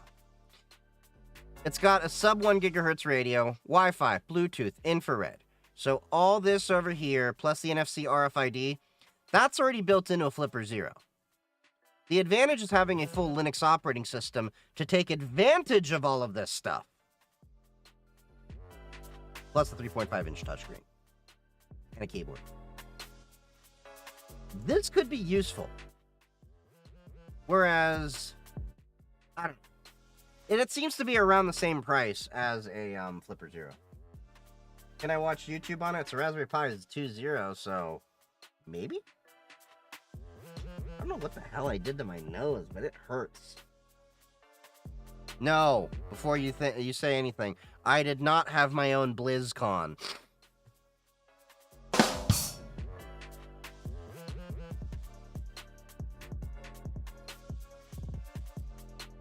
That's the Interrupt.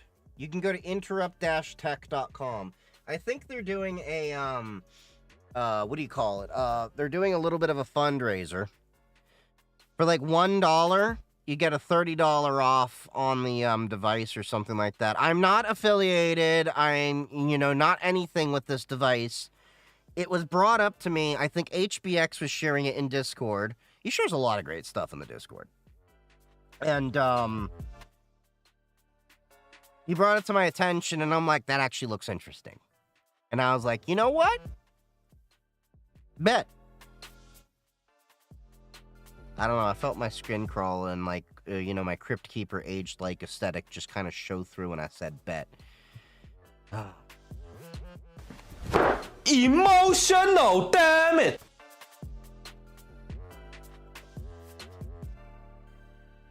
All right.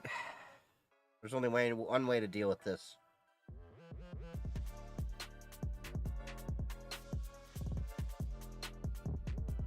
I just joined Earham Radio. Joined an Earham Radio. Are you a ham radio op? Yes. I've been getting into it slowly. I've been listening for a while. I am shooting to get amateur extra, as we call it in the U.S., because I see that you have the Swiss flag there. Yeah, you said you're from Switzerland. So I am planning to get more into ham radio. I am going to be covering ham radio content in the near future, especially on my YouTube, possibly on my Twitch, TikTok. Twitch a little bit, but I don't think we'll get too much into it. Nice.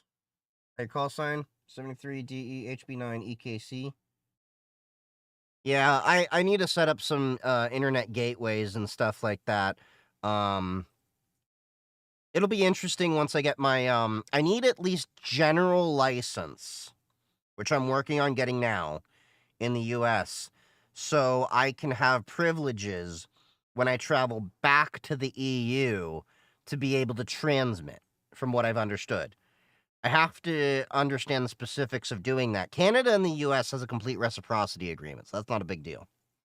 But we'll see. We'll see. Random thought. Start calling Trump a commie since he wants every nearby country and territory to become one people.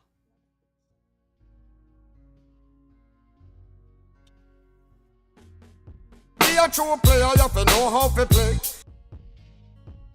Agreed. But yeah. Oh, and to the person that was like, wanting to use Tails, no, just do this. Hold on. Hold on. Let me fix something.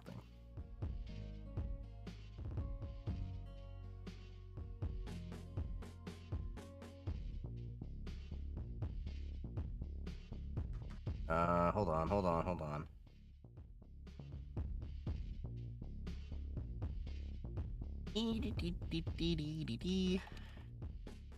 Trying to figure something out.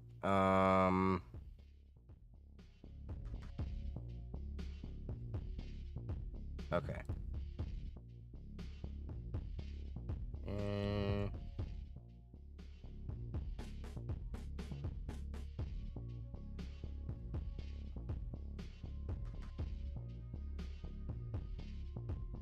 Okay, I had to get that going.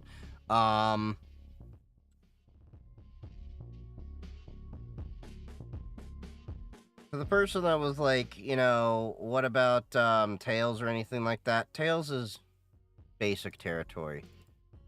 You want Hunix because it's designed to work in a virtual machine, and you can isolate it a little bit better. Yes, you can do amnesiac options too. So you can, if you want, hold on. The live mode user just lets it run in a live mode that doesn't save anything. Find Tails is great for misleading people. Yes, it's an amnesiac system, but you still need to hide your IP and tracking. Pretty much. I like Hunix a little bit more because it's got some better infrastructure around the whole thing. So the way it works is you have these two VMs here. You have the gateway over here. And you have the workstation over here. This depends on this. And it torrifies the entire system similar to Tails. I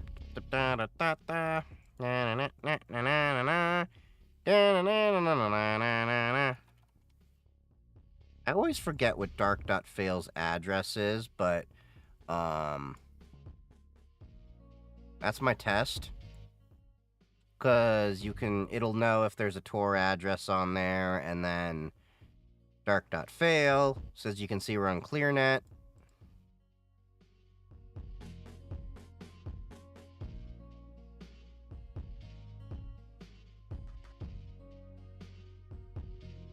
As we all know, Tor takes its sweet-ass time. VMs via CLI instead of the GUI. It depends, but I'm usually a lazy bitch. So, yeah.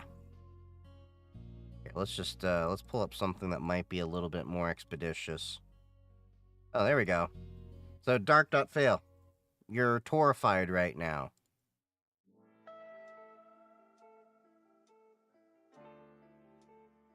Look, I'm lazy. Like, once you actually learn, like, I tell everyone, learn how to do everything the more sophisticated, complicated way at least once. Learn basically how to work the thing. Then you can do everything the quick and easy way.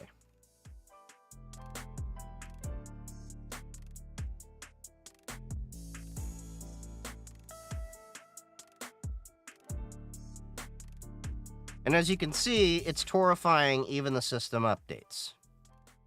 I haven't touched this in a while, so I probably should update it anyway. We'll update the system, the workstation over here. Tor really unhackable? Nothing's unhackable unless you're off the internet. Never say never. But is this Linux? Is this the real life?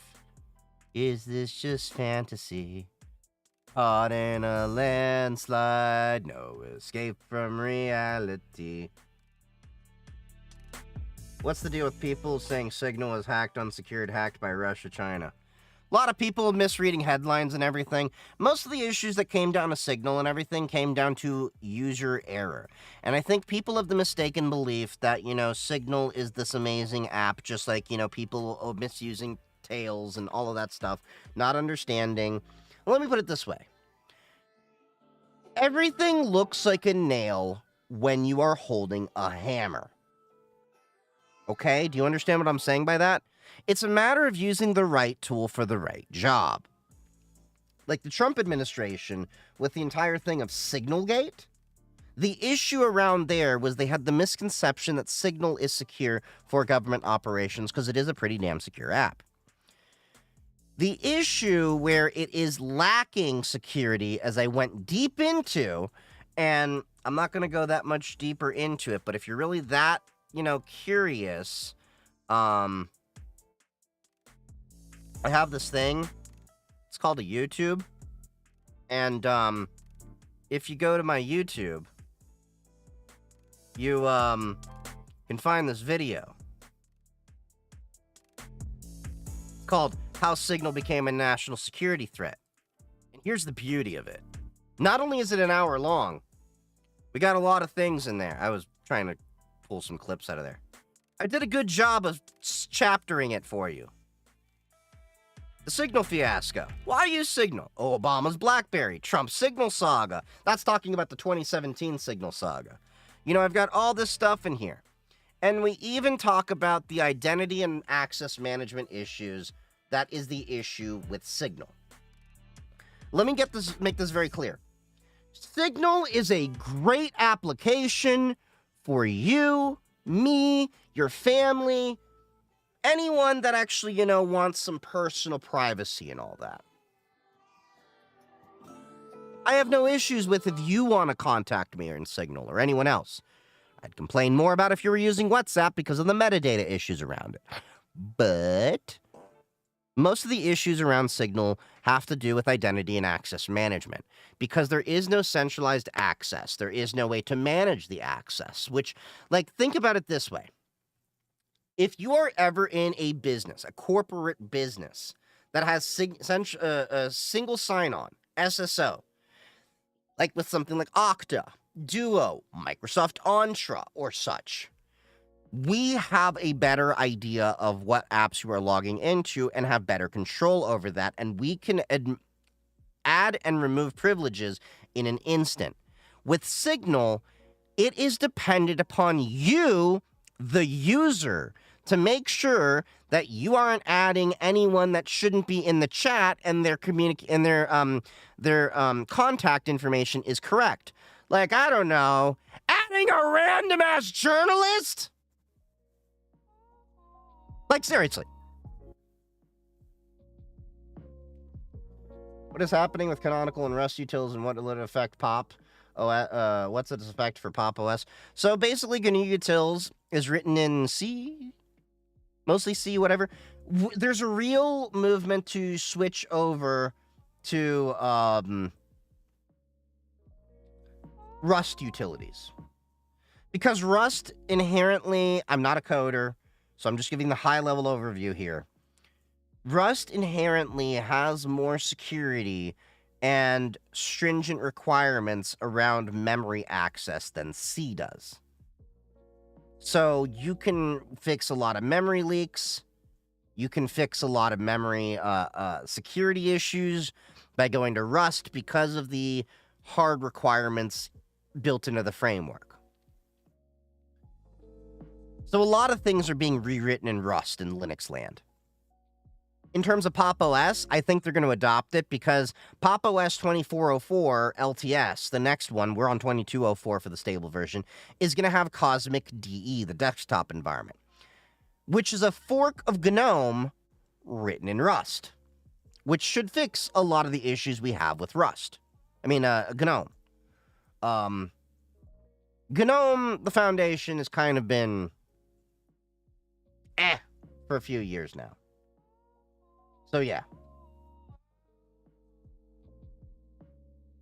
Sasha Grey is streaming right now. You should have her on as guest star.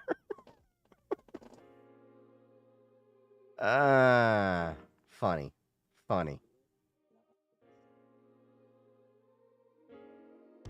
I find it interesting that she pivoted into streaming. No hate to her. No hate to her career. Everyone's got to get that bag. It's not my bag. Not my cup of tea. I think someone wanted to leak it. No. It seems like it was a lot of incompetence that went on. Mike Waltz is the National Security Council advisor to the Trump administration. And the fact that he also had revealed that he was using, is it actually GNOME and not GNOME? I've heard it mostly pronounced as GNOME.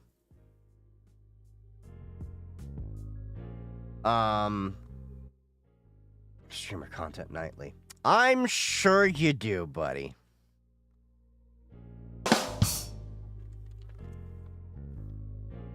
She even got me on camera.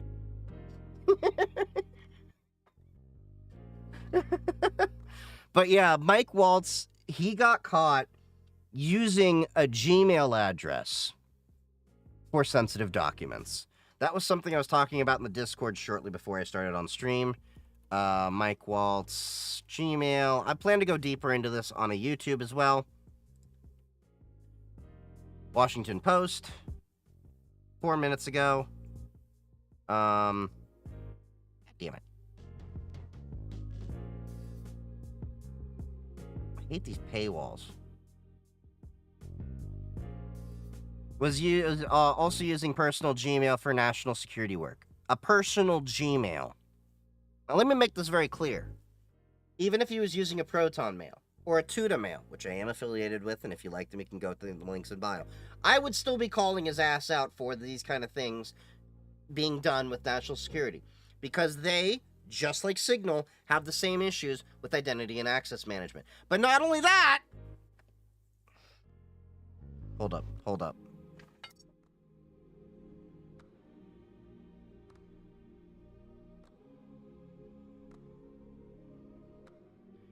he was getting scroogled. I want you to understand, Google scans every free email to build an ad profile on you. So Google has been given access to national security information to advertise things to him.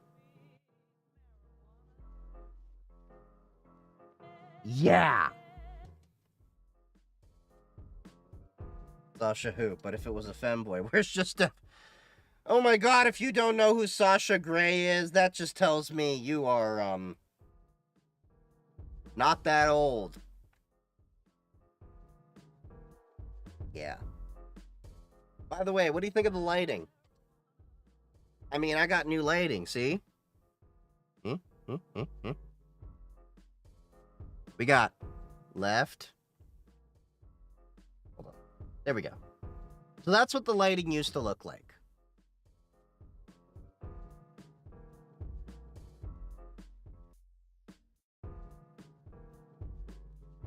Off.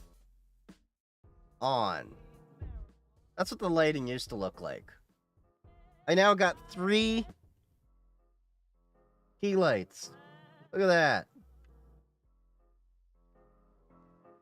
I got some nice lighting out here, I think. I'm not exactly young either. I just prefer books.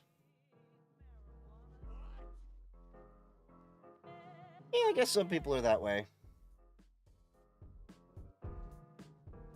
It's now a matter of time until we start seeing the cracks in Trump's security and being exploited. It's already being exploited. So if you watch the YouTube expose I was talking about, this is not the first time Trump has had security issues. If we remember, Trump literally had documents, floor to ceiling, in Mar-a-Lago. Like cases upon cases upon cases of documents. Some literally spilled out on the floor. And this is where foreign dignitaries, would actually, visit. But yeah. Unless you're using GPG, email is not end-to-end encrypted, and the contents can be intercepted and read at many points, including on Google's email servers. Yeah. I'll have the, I'm gonna try to work on a YouTube video this weekend. Reminds me. I have a massage this weekend. Or I think it's next weekend. Look, I'm getting old, and I'm getting back pains. Hold on.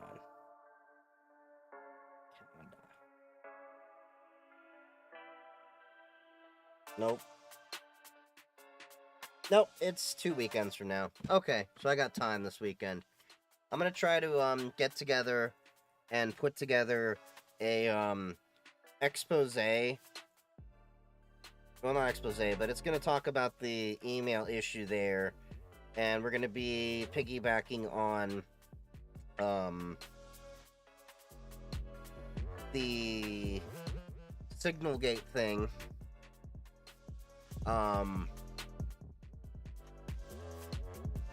The expose I had to talk about this, we'll be mentioning the PGP. Most of this comes down to they just don't understand basic OPSEC. The whole Mar-a-Lago document sounds like an SNL skit. No joke, I literally called it out. Like, a lot of the things that Trump does in terms of, like, the stupid OPSEC and, cybersecurity aspects of things, like, I would be writing a comedy. Like, here, I'll read you a little bit from the script that I put together so far for the upcoming, video. I've been working on a script. I run a lot of my stuff through, LLMs, because I tend to curse a lot, and I'm like, I need to cut that out for YouTube videos. This teleprompter, by the way, has been a game changer. I really do want to get some feedback from people on what you think of my last YouTube videos, the Mozilla video and the Signal expose video, because those have both been run through a teleprompter. And when you're using the Elgato teleprompter, it can also use the NVIDIA RTX and the 3050 on the Streambox over here to actually analyze my voice and have the teleprompter move where I'm moving and gray out the words as I read them. It's really great to, like, keep on task. I just have to organize my stuff into chapters. If this were a TV show, we'd call it the Cybersecurity Comedy of Errors. That's literally in my little script that I'm putting together. So, yeah. I've been pushing back the other videos I've been wanting to do for a while. Like, let me give you an idea of the other content I've been wanting to do, because I'm trying to release one video a week at least. Apple lost its way. I have the script already pretty much done for that. I just got to refine it a little bit and then record it. What's the best antivirus for personal and business? Spoiler. Not clicking on stupid things. Ham, GMRS, and LoRa, and getting started with radio. That might be multiple videos, to be honest. Password manager recommendations and MFA. That's a redo of my old video, because one of my first videos on YouTube I ever did was that, but it was off the cuff, and it feels like not as well done as I could have done it. I was still learning how to edit videos and everything. Email recommendations, business and personal. Again, a redo of old things, but I feel like I can do it better. Snake oil privacy phones, unplugged zero trace Anom phone versus Calyx and Graphene OS. I'm also gonna be, I've started working on a script for that one. We are gonna be talking about who's that dude that's like pushing another de-googled phone that's like snake oil? Rob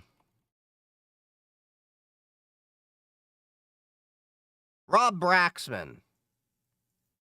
His videos seem okay, but sometimes he kind of delves into the a little bit absurd side of things. And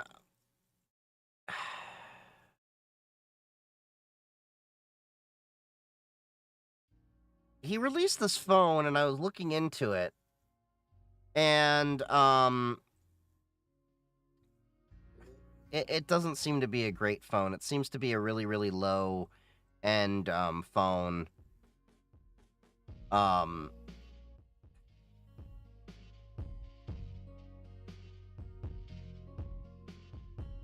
Brax Technologies. Yeah, there's just some questions around some of the stuff he's had released.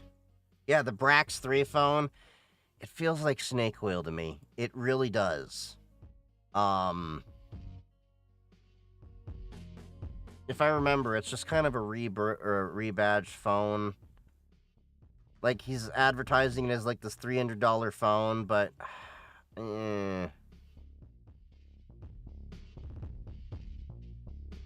there's just the one thing I find often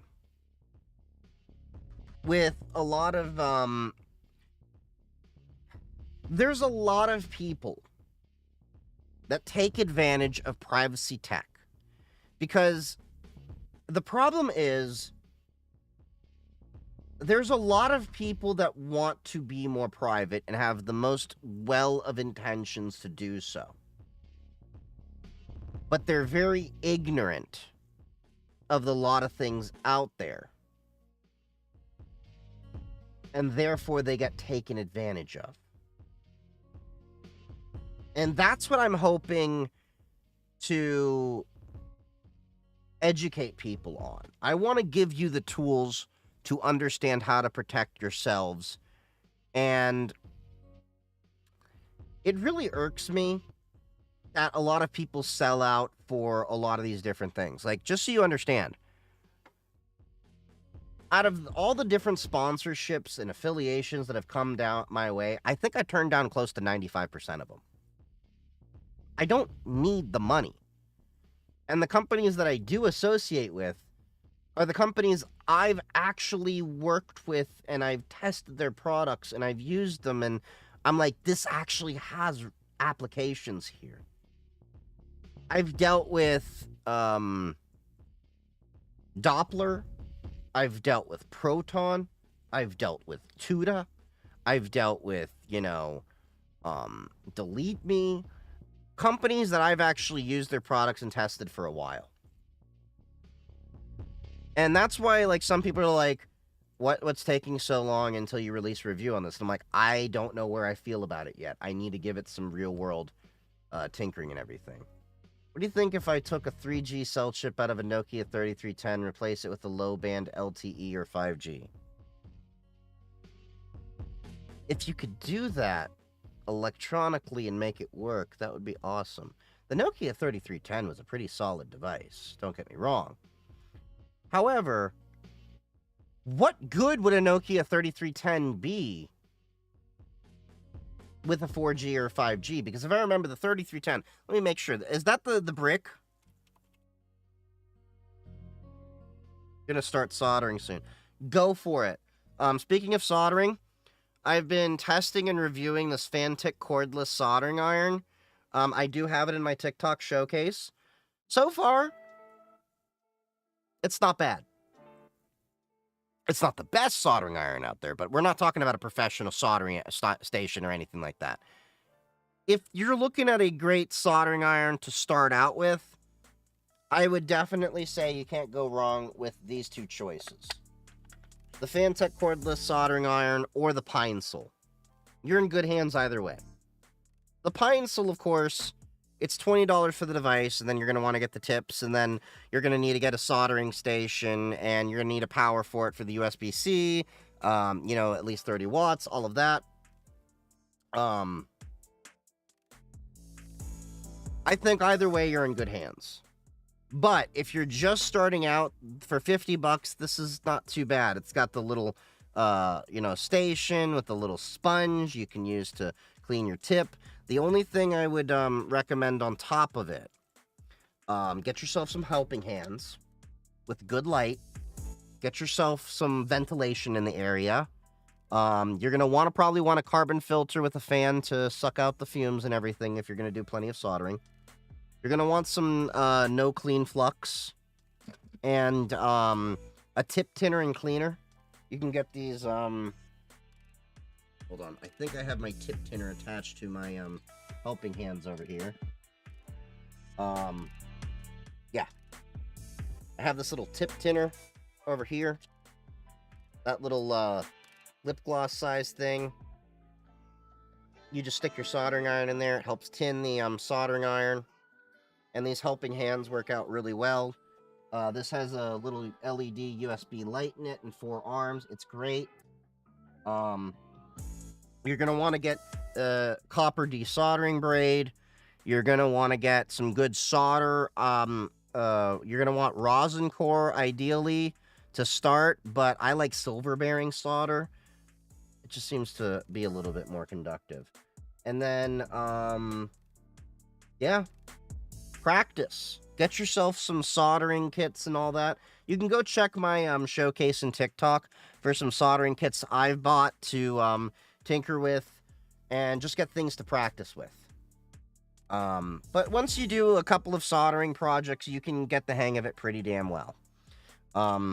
The Fantech little soldering iron comes with this little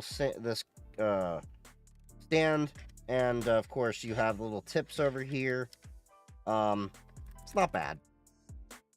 It's not the greatest, like I'll say, because there's some really great soldering iron stations out there for rework, like Hot Air, like the Hakos and things like that. But to be fair, that's like a professional soldering iron station. You'd be paying like 3, 4, 5 times the price of what you would be doing for this.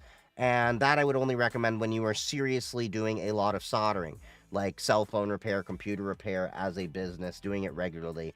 But if you're doing occasional soldering and all that, this is pretty great for like the guy who's doing tinkering and all that, like me. Yeah, that's my honest statement and review of that kind of stuff. Is the T-Embed CC 1011 any good? What's the T embed? Hold on. Let me refresh my memory. C1101. T embed, PN, NFC, RFID, I2C transceiver module. I mean, it looks okay. Almost hit the N button. Yeah, it's a LilyGo. I have a LilyGo T Echo. They're not bad as a company. You definitely can do better, but they're not bad. Kind of expensive for what it is. So, okay, so it's got sub-gigahertz, 300 to 348, 387 to 464, and 779 to 928 megahertz bands.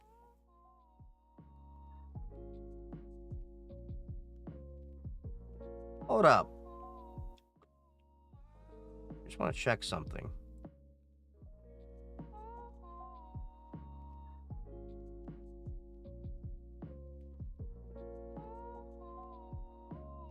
I'm just checking the band plan chart. Hold on. Gonna give y'all a lesson on what this is in a second. Let's get the... Alright, so when you do amateur radio, this is what we call the band plan chart. These are the bands that you're allowed to operate. That's what I thought. You're operating in 33 centimeter band, 387 to 464. Wouldn't that operate in the... You would then be failing, you would be then touching the 70 centimeter band.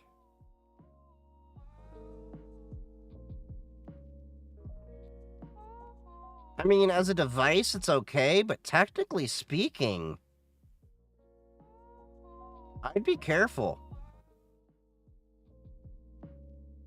That could run afoul of some transmissions depending on how far it could go, because it could cause spurious emissions.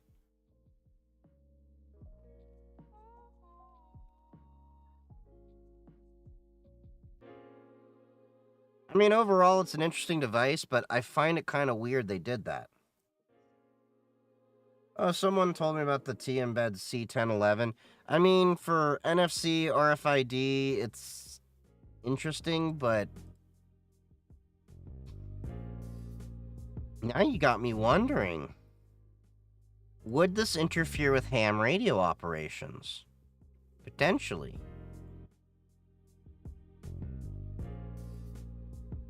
Huh.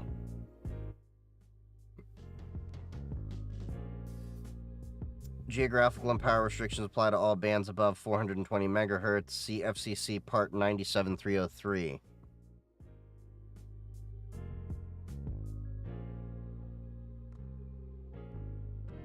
Frequency sharing requirements.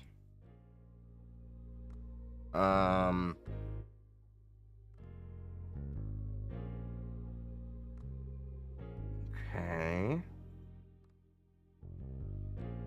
Amateur radio stations transmitting in the following segments must not cause harmful interference to radio astronomy stations. In addition, and must not cause harmful stations. In the 2200 meter and 630 meter bands.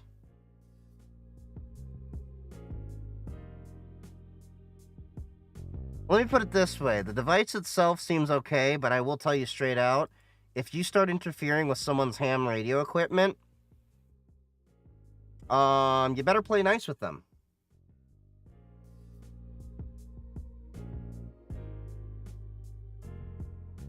Because I'm not entirely sure about this. You could run afoul of FCC regulations with this band plan. To be fair, connections, no station. Yeah, I'd be careful. Yeah, that's, well, we're talking about this T embed over here, and I noticed there's some overlap into the bands. So if they're talking 300 to 348 megahertz, it doesn't seem to overlap in that area over there. My concern would be when operating in the 387 to 464 mode, because then you'd be overlapping into the 70 centimeter band, which is a pretty popular band. Because everyone, even I listen in on a lot of things like that. The 779 and 928 megahertz band gets to the edge of the 33 centimeter band. So what I would do if I were using that, stay below 420. But then again, let me make sure. Because there's also restricted bands, if I remember, too. Yeah, I'd be very careful with this device. More so, not because, it's dangerous in and of itself, but because if you happen to be affecting the transmissions of someone else's ham communications, and they track you down doing some directional antennas and all that, they're going to probably want to, see what you're doing. But the max range of 50 meters might save your butt, but 50 meters... Hold on.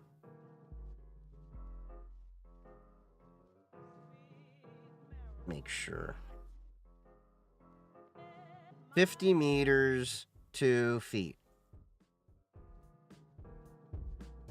164 feet. So you should be relatively okay. As long as you're not operating within close proximity to anyone doing a ham radio. So 50 meters, all that. Just be careful of that aspect of fire. Yeah. I just wanted to double check that. So there is some overlap into the 70 centimeter and 33 centimeter bands, which are kind of popular for ham radio. And you see, this is why it pays to learn ham. Because ham radio... Okay, so let's go back to the ARRL chart. This is the band plan that people use generally across the different things. So, to get this very clear, most people start out and probably stay at T, the technician. Anything with a T is where you're going to see a lot of activity in. G is general. That opens you up to more privileges. So as you can see on the 10 meter band, you can only stay in these ranges over here. But if you notice, there's different requirements here, like RTTY and data, phone and image, CW only. CW is Morse code, just so you understand. So there are certain bands you can only do Morse code in. You do not need to know Morse code to get a license at the technician, general, or amateur extra in the United States anymore. But I'm going to be learning Morse code in the near future. I'm going to get an electronic keyer, and I'm also going to get a decoder that's going to allow me to decode CW transmissions coming in. I found a DIY soldering kit for that. Ham is perfect for hurricanes. That's part of the reason why I'm actually getting more and more into ham. There were a few emergencies where cell communications were knocked out, and I had no failover. And in cybersecurity, we want to think about failovers. So I've got a couple of ham radios I'm playing with. I've got 2 Baofeng radios, but I'm moving on to a TID radio. And then eventually I'm going to move on to Yaesu, ICOM, or Kenwood. But those are mucho dinero. Also, I will be getting a nice ham radio setup in the recording booth over here. I did spec that out to have its own isolated circuit around that wall. It's barely used. So I want to see if I can potentially get up to 1,000 watts for a ham radio. I've seen base stations that are 100, 200 watts, but I'm wondering if I could attach amplification and then put a nice antenna on the roof. Do that. it's a bigger project probably that'll be coming in a few months or so. I don't know how much of that I will detail on YouTube overall because I don't like showing too much of my house, but for obvious reasons. People be cray-cray. But yeah.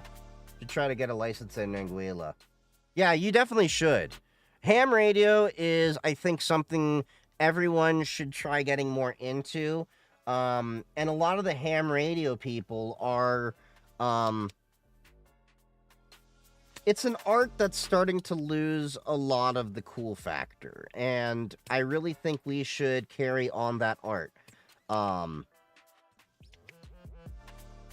been enjoying it.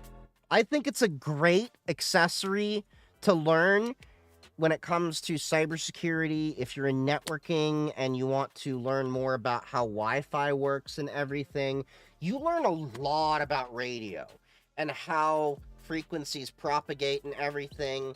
And there's really cool things you can do. I'm finally going to suck it up and go to my general license. And then, I maybe am going to shoot for amateur extra. Since I'm doing dual boot, I have a BitLocker and secure boot off. The honest truth is, is there something I can do to have them back? So the honest truth is, when it comes to BitLocker and dual booting's a pain in the butt nowadays, whereas it didn't used to be. Microsoft has just made it dang near impossible. I have seen dual boot break a lot of good systems. I'm just being honest with you. There's a reason why I have completely separate computers. For Windows, my Streambox is Windows 10 Enterprise. I gotta move it on to 11 soon, I know. And then I have a Linux box over here. I had this box dual boot. And then Windows one day decided to boot up on it when I was doing a BIOS update. And while I was in the middle of the bathroom taking a dump, Windows nuked my bootloader for Linux. And it was so bad I had to reinstall Linux. It was just easier than doing all that. Yeah, unfortunately, there is a way to use secure boot on Linux. I haven't really done it. To be honest, I'm not a fan of EFI. I'm not a fan of secure boot. The whole idea they're giving of, like, it's going to make it more secure doesn't work as well as people think. I'd rather go back to the whole BIOS way. EFI has actually introduced more security issues than they've tried to fix. Parrot or Kali? Parrot. Parrot if you're trying to daily. Kali, just keep it in a VM at most. Or Kali as a live USB. So, yeah. But anyway, definitely consider getting into ham radio. I'm also looking at getting into GMRS. How to get more in-depth OS experience, like super user. Well, just like anything, like learning a new language. How do you get good at using a language? You immerse yourself in the language. How did I become good with Linux? I just installed it on my machine and decided to live in Linux. That's the honest truth. That's what you gotta do. So, instead of just like, you can put your toe in the water with a virtual machine, play with the operating system and all that. But if you really want to get good at it, you gotta commit and tell yourself, you know what? I'm gonna go full dive in. I'm gonna roll with the punches, and I'm gonna make it work. And I know there's a lot of people that cop out and say, well, I'm gonna use Windows for this and all that. Me spending a few years saying, if it doesn't work on Linux, I'm just not going to do it at all, is where I got to the levels I am. And I still don't play games if they don't work on Linux.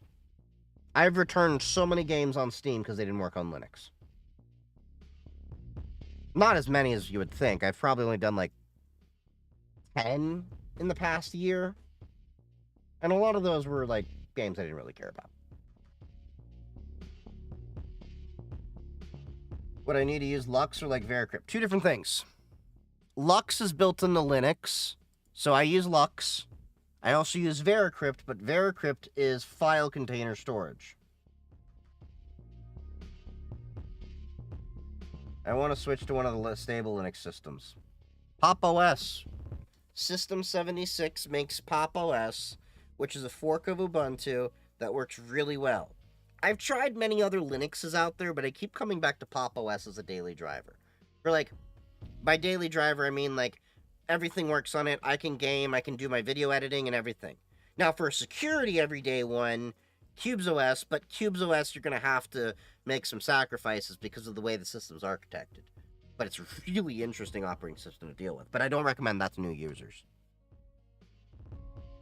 My Steam games, maybe 2 to 3 don't work on Linux, but I don't play them. Yeah, it's the same way. Like, I played Grand Theft Auto 5, and the Enhanced Edition is apparently not working on Linux right now. It'll work eventually.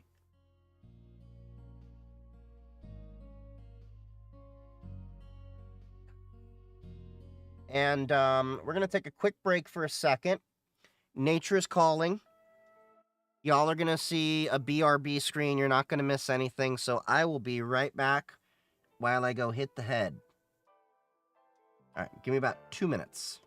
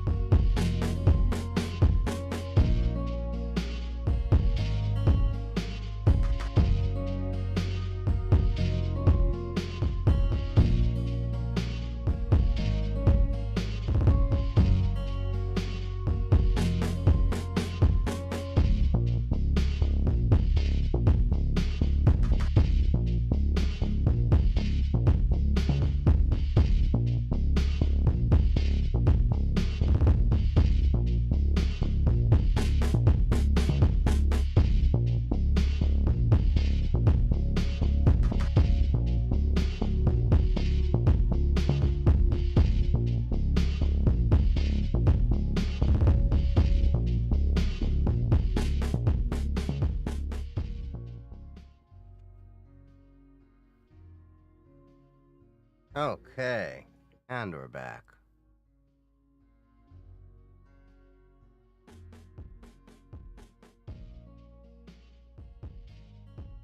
For some reason, Steam update broke Steam.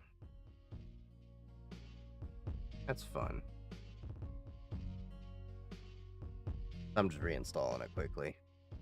I mean, I have the flat pack, but I also have the Deb version, and the Deb version is what I was rocking for a bit. There we go. We just reinstalled that. I don't know what happened. Anyway. Yeah, it happens on Windows too. It's not a Linux specific thing. It's just that. Alright. Now I just got to do one quick thing. For those that are new here, we got to reset Pipewire. So that way I can route my audio to my mixer and my stream box at the same time. You don't have to do this. This is just a thing of splitting the audio between two different devices. Front, left. Front, right. Alright, audio's piped through. I've been trying to get back into Path of Exile too. Although, we are going to be doing a run of Doom probably the next couple of weeks or so. Because I want to prepare for the new Doom coming out. You know there's a new Doom coming out. The new Doom? What is it? Doom Dark Ages or something like that? That looks freaking sweet. I don't know if I'm going to buy the pre-release version, but I'm excited for a new Doom game. Almost as excited as I am, probably more excited for this than I am. Half-Life is supposed to have an RTX mod coming out for it, and I'd love to play Half-Life 2 with RTX. So I've been playing, what do you call it? Path of Exile 2 as a monk. This playthrough. Because I was getting stuck as a warrior. And some people were saying monk's a bit different. I don't know if I really like the play style of a monk. That could just be me. Susan is going to win Wisconsin. That's a good thing, right? That's the one that Trump didn't want? Which version of Linux? Oh, yeah, Pop OS? Okay, cool. I'm on Pop OS Linux. Now, I never know why it takes this long to load the game up initially. What's the best browser overall? The one that you don't use. That's a stock better crash one. I don't know if it's going to be connected directly to Elon Musk, you know, all that. But Tesla stock is going to crash, I think, especially after the earnings report, end of the month. So for those of you not aware, I think, what is it, April 22nd? Tesla is going to have its stock call come out. And, profit call. And it's going to talk about how they're making money and how well they're doing. And they're losing sales across Europe. But I use Brave. I mean, Brave's okay, but I use Firefox, if you haven't noticed. Instances reset after being empty for 8 to 15 minutes, destroying any connected portals. Interesting. So, Path of Exile 2 has been out for a few months now. And I'm kind of disappointed at the fact that we don't have a lot of the weapon classes I was hoping to have by now. Like, we still don't have swords and daggers. I honestly don't know how I feel about video games coming out not fully finished. LibreWolf better. LibreWolf doesn't work with a lot of websites, though, and that's what I keep, you know, a lot of people need to understand when I make the recommendations I do. You can have privacy, I mean, you can have security, or you can have convenience.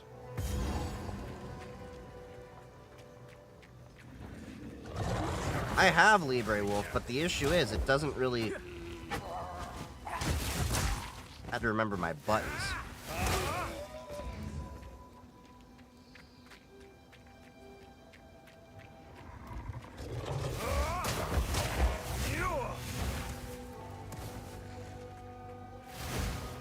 Kind of interesting you can throw bolts without mana using a staff, so you have to have, like, some pretty good staves. Molvad, isn't that just another Firefox fork at that point? Like, don't get me wrong, I like Molvad's stuff, but... eh.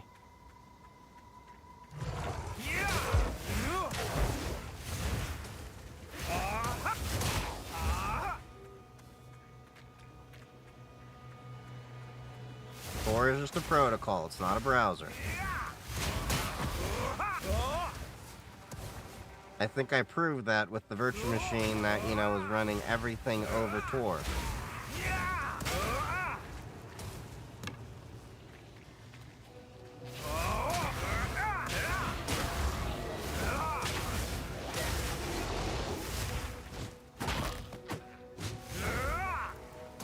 Yeah, Tor is a protocol, not a browser.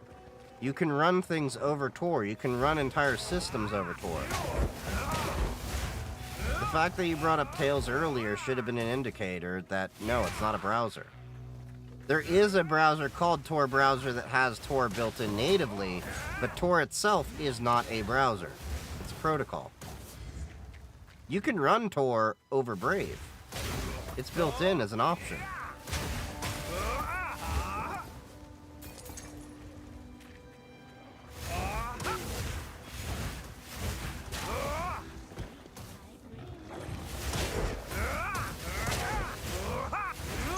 Calibri, what, the font?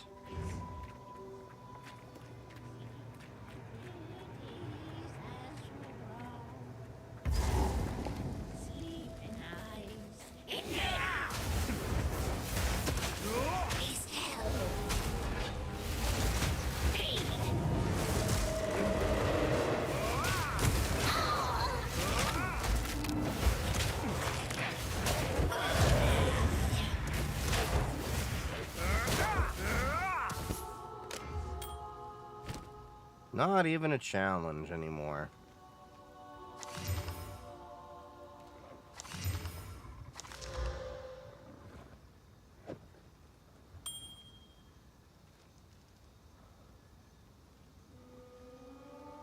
I forgot I have the whole control thing.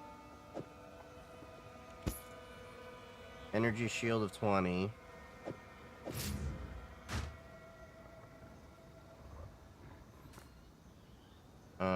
Energy shield of 31. Ooh.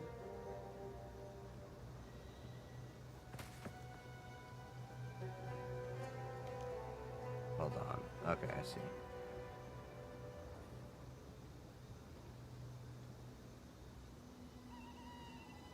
How do I... Oh, yeah, compare. So... Okay, the new one's a little bit better on the energy shield. Less mana, more accuracy. Wait, no. This is the new one. A little bit better on the resistance, a little bit more shield. It's alright.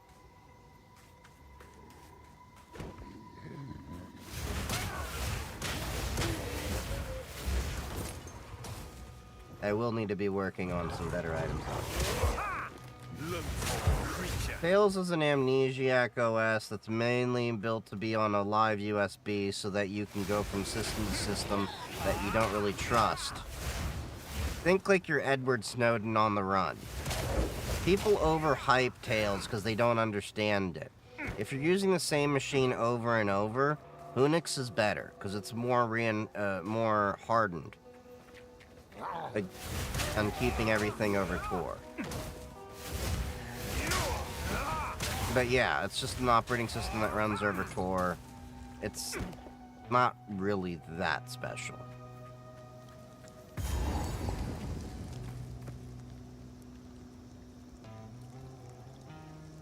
Travel Clearwood to...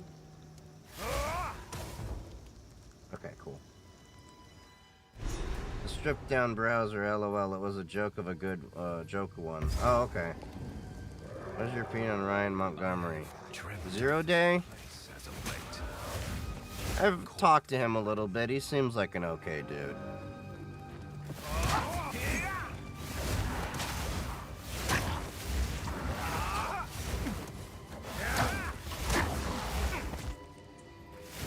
The thing that is great with 0 Day is he's still a pretty humble, chill dude.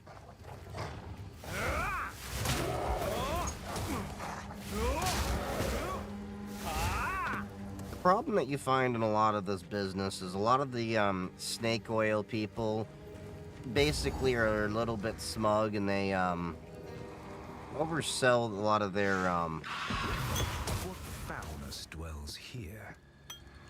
oversell themselves. They kind of sell like a bunch of BS products.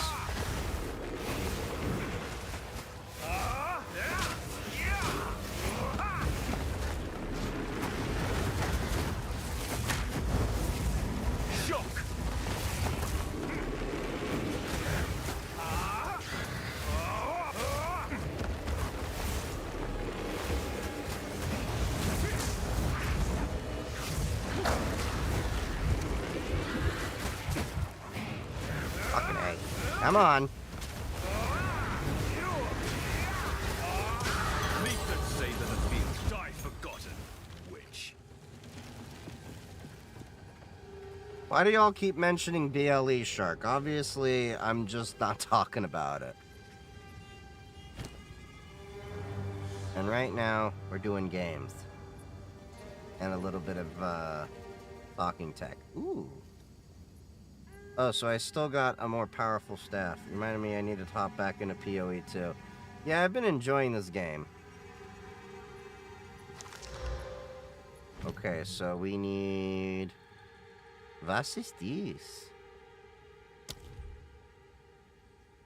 Firebolt. Oh, yeah. I forgot, like...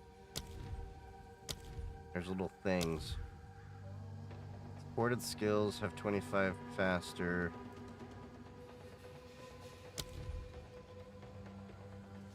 Ignition. Supported skills. Pierce. Play as a monk. This is my first time going as a monk. How to come up with a file retention data management plan for medium business. Where to start? File retention data management.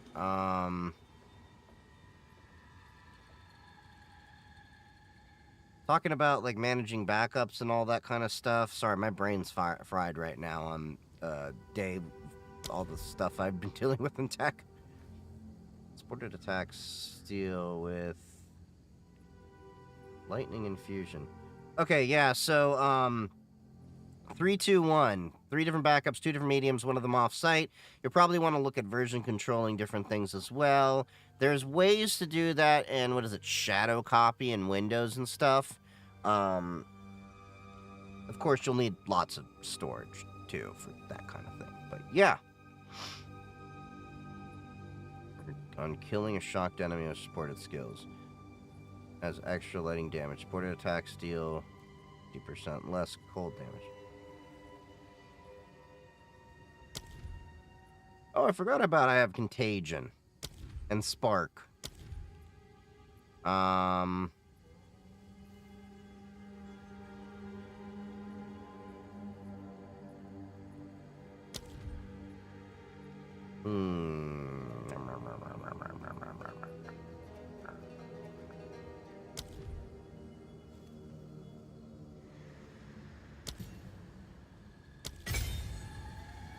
We'll beef up my, lightning.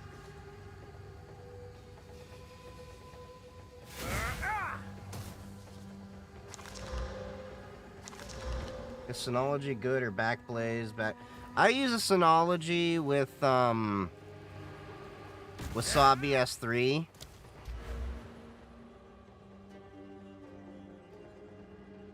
Percent, 10%. Step like mist. Flow like water.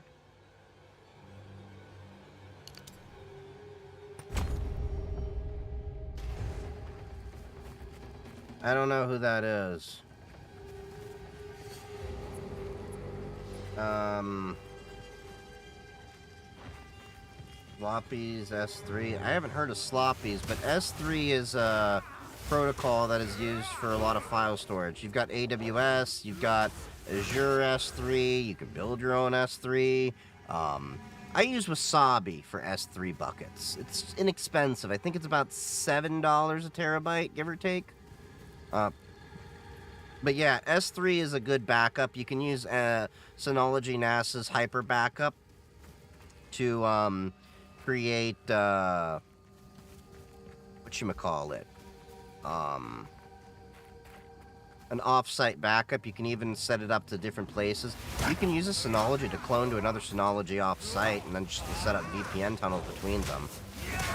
There's lots of ways to do it. It depends on where you're trying to focus on it. I know some people that use AWS, what is it, Snowflake, to back up their data into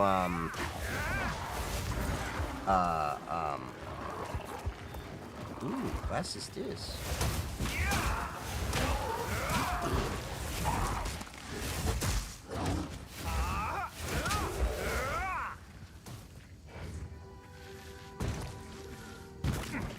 Oh, they explode and hurt me. That's just great. Get my shield back up.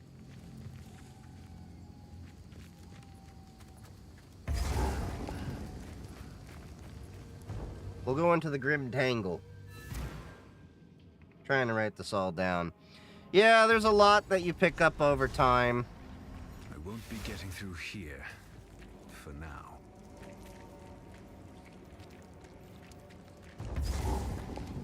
Is GitHub still good after Microsoft bought them? Yeah, they're fine. I mean, yeah, Microsoft bought them. Boo. But, what else are you gonna do? Build your own GitLab? I mean, most projects are still there. I have a GitHub.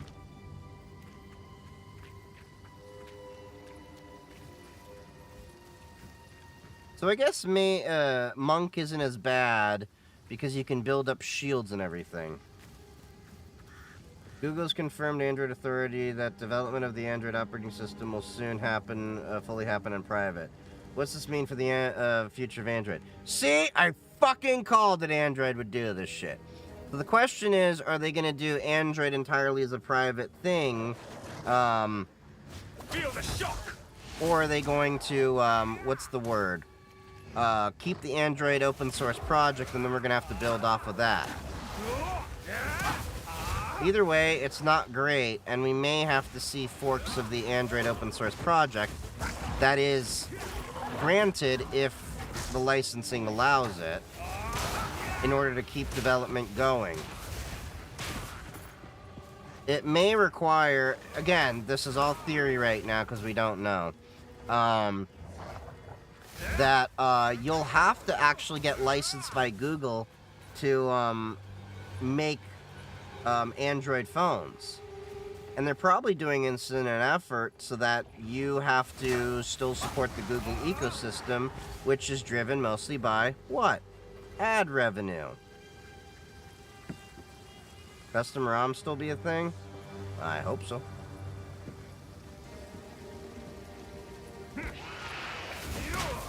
I have no idea why I was stuck over there and I just had to do the roll. Weird bug.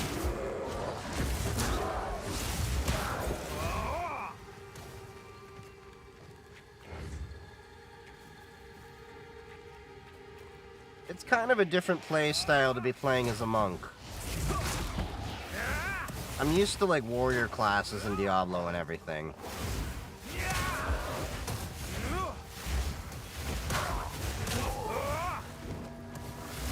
He's like ranged, but he isn't the way I got my guys set up. I do like the firebolt.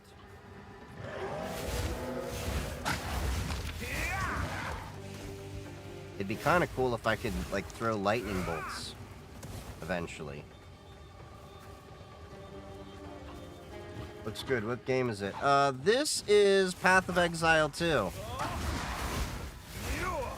I've been playing it off and on for a couple months now since it came out. It's like what Diablo should have been. Well, not Diablo. Diablo 1 and 2 were fucking amazing. This is like what Diablo 4 should have been. It's still basically early days for it, so like not everything's available for it.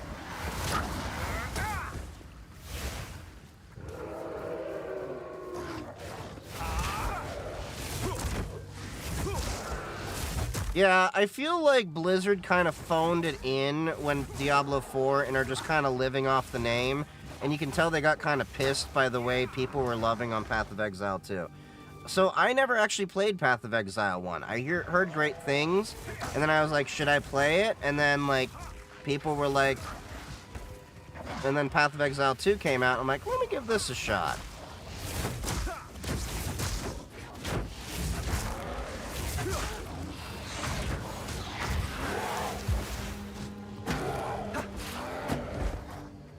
I've no room for that. Alright, let's go back to town, because I've got, stuff. So, how are you doing? Is it possible to run any Windows games on Linux?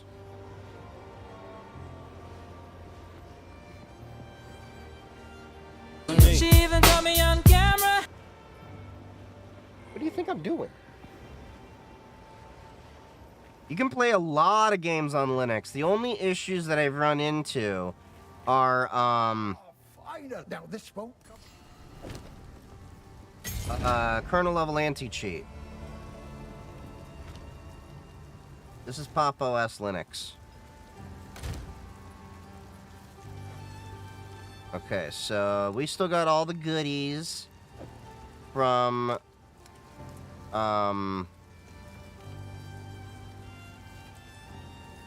my,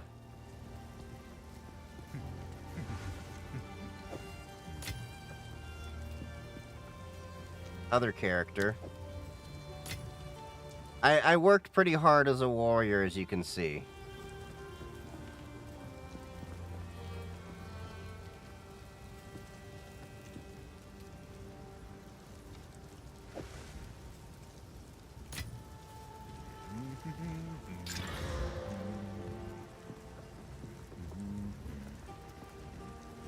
My dogs are going crazy upstairs. Okay, we got a Regal Orb. Wait. Stack that. I don't know if I want to burn those orbs.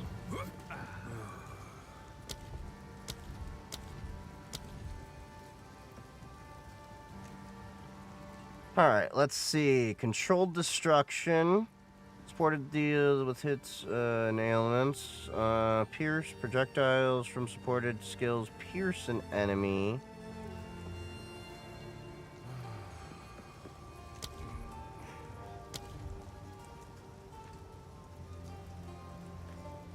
Steam Deck runs off of Steam OS. Yes, it's Linux. Yeah.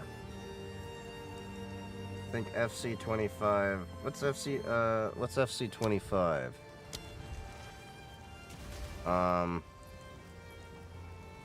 Sports and skill.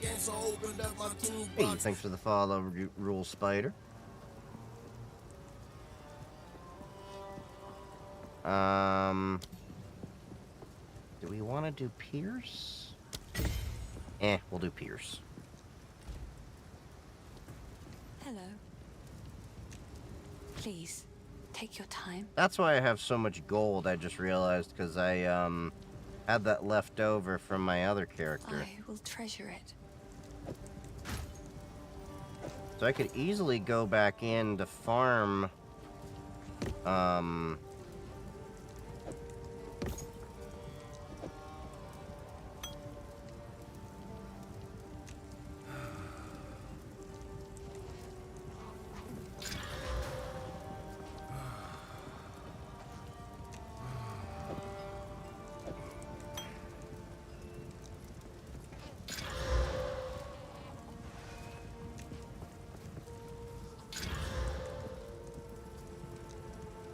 Okay, so I think we've got all the items magically I will enhanced. treasure it. Dense lesser life flask. Okay. I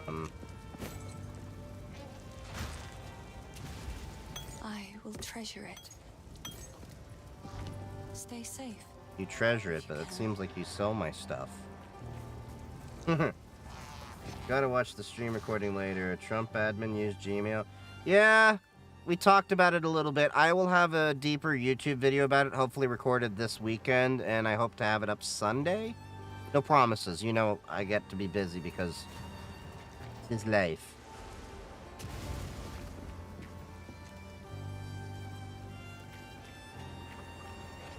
But yeah, Mike Waltz, the same guy that accidentally added the editor-in-chief from The Atlantic. Apparently, he was using Gmail for national security stuff.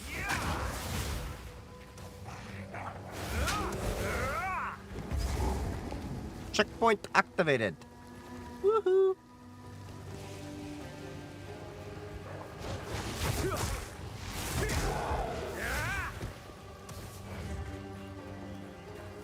Yep, Gmail, not Google Workspace. Gmail.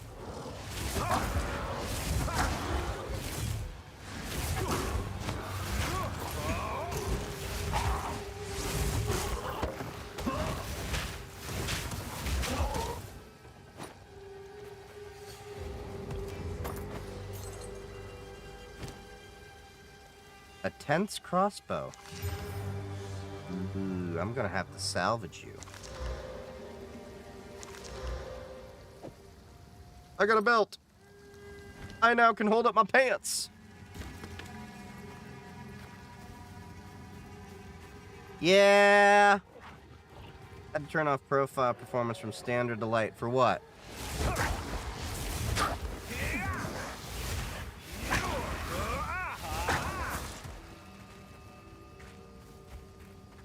Yeah, Path of Exile 2 is kind of fun with, the monk once you get into it a little bit. It starts off kind of slow, but it gets a little bit more fun as you start, leveling up your guy. Warrior was that way too, but Warrior was, The forest moves. Warrior was not easy to play as, I noticed.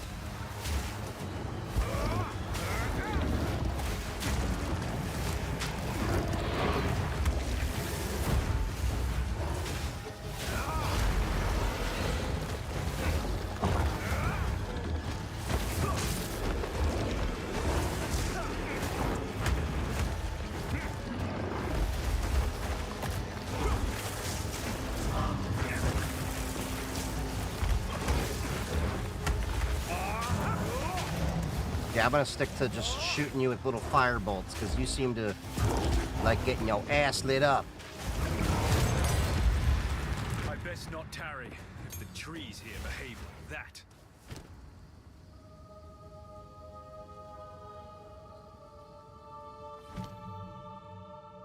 Ooh.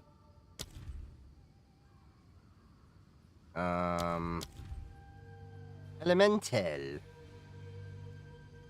I could get Spark to level 2. I could get a Flame Wall. But then I could do Ice Nova. Let's do a Flame Wall.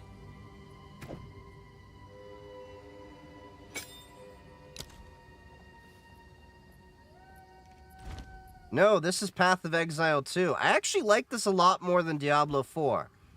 I say Diablo 4 because Diablo 1 and Diablo 2 will always have a special place in my heart. Loathsome creature.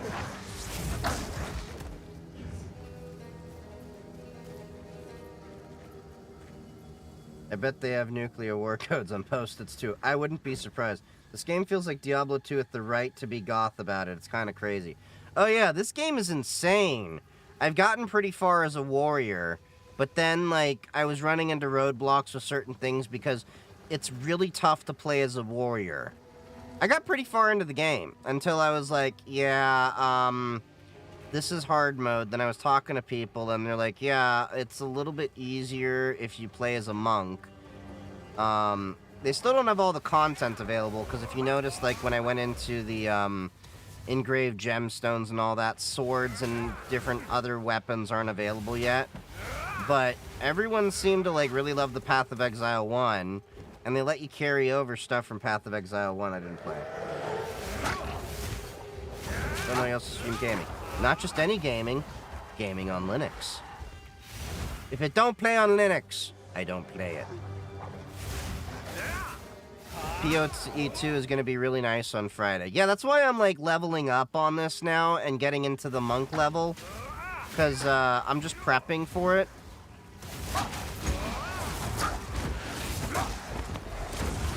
Ooh, that's a nice skill. I like the flame wall. Burn, baby, burn. Disco Inferno, burn, baby, burn. Yeah, this is 2. Remnant of the old magics. What happened here? Diablo 1 and 2 are goated. Oh yeah, Diablo 1 and 2 are Shade. absolutely, There is a battlefield. Renly will know how to forge them. are absolutely wonderful. Old magics will protect me. By decree of the Count of Ogham, those condemned to hang from these branches are to be left. Oh, I'm ready to until their almost hearts level no up. longer- Nice. Their lungs no longer fill with air. I know nobody cares, but I'm installing Arch. Arch users, the CrossFit vegans of the Linux world. Your souls will remain trapped here by this ancient wall of maligned wood, and the grove will be forever denied you. Rot here in the Grellwood for all time, and be delivered.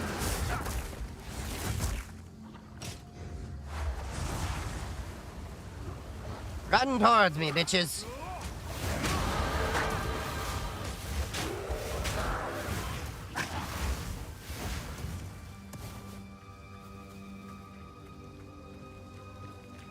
Don't know if there's a necromancer option in this game, but if there is, I'm probably gonna... I think there is.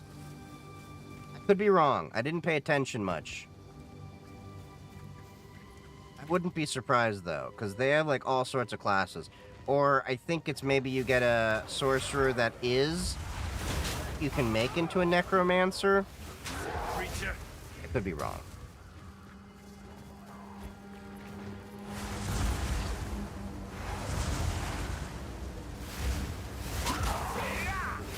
Oh yeah, it's a lot different to play as... See, the problem is I'm so used to just, like, running up to their faces, as you can see. And I have to break out of that habit. But the shield is definitely a nice touch with this. Because with the warrior, I used to have to focus on health. Programmer? No, I'm a cybersecurity engineer.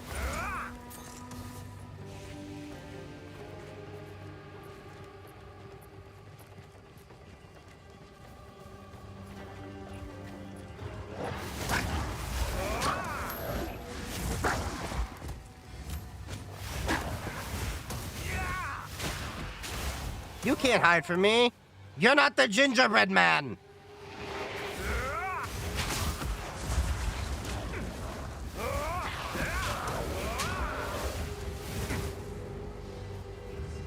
See, like, look how fast the shield replenishes. I know, like, I'm still early, so, like, I feel like I'm a little bit powerful, but this, I feel, is, like, as I get powerful, is gonna help me through the game. A lot more than as my warrior self. Okay, let's keep exploring the parts I haven't explored yet.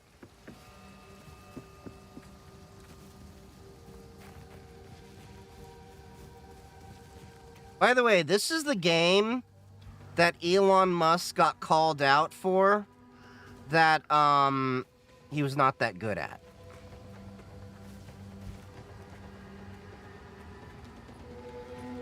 The routes are impassable. Find the entrance to the Red Veil in Grailwood. Search the Red Veil obelisks. Okay. Foul creature. Yeah, this was the game that Elon was caught out, like, called out for, hiring someone to play for him, and then people obviously figured out he wasn't that good at gaming. It's not that this is a... I mean, it's got its difficulties, don't get me wrong. It's not that this is, like, super duper difficult, but there's nuances with this game. And for what? Lots of people do this, but Elon's one of the only people that's, like, not wanting to own up to, like, he sucks at games, and then his own daughter called him out for, like, no, she apparently had to carry him for, Overwatch. Look, being bad at games, totally fine to do. Trying to, like, flex that you're this, like, top player in, Path of Exile 2, when you're like the CEO and everything, just reeks of desperation of wanting to be, you know, admired and everything. Plenty of people enjoy games and are bad at it. No, this is on Linux.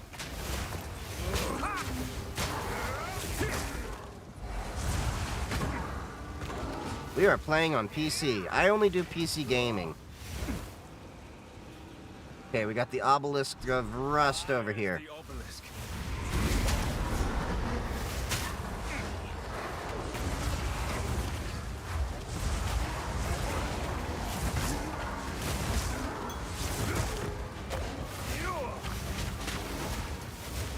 Oh yeah, I know it's available on console, but I only do PC, so... I got a girdle! I'm an old man using a girdle!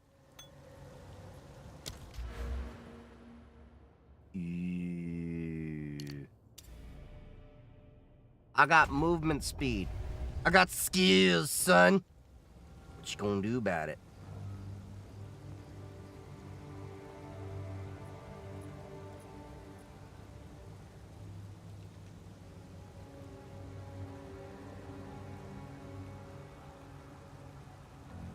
Oh, I got life regeneration on this amulet. Okay, that explains that. Let's go back to town for a second. Get rid of the stash here. Full Trump admins are narcissists. Oh, pretty much. Elon, let me stroke your ego for $1,000 cash. That's funny. Let's upgrades a normal item to... We'll use page 2.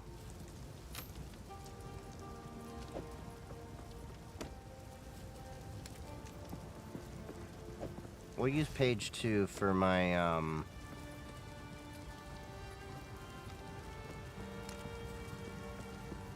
stuff.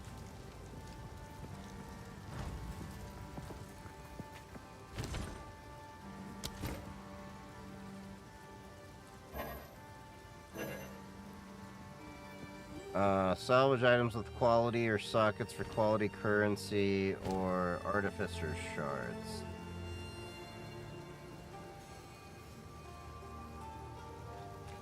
So if I can't... Sorry, I was just elsewhere. Okay, so we can get a regal shard.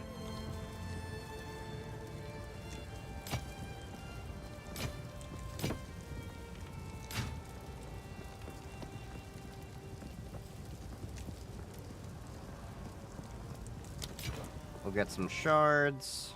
I've collected the... Oh, I like this one. Goodbye. Anyway, whoever's installing Arch, good luck, have fun, and let me know when you feel like coming back to Debbie, and I'll be here to give a hand.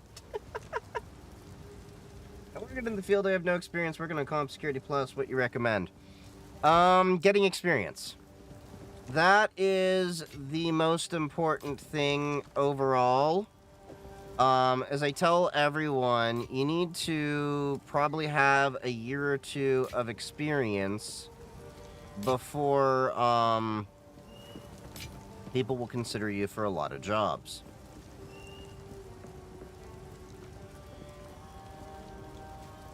See, I could use this ring.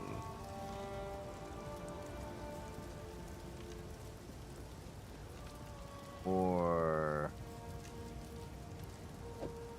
take these scrolls.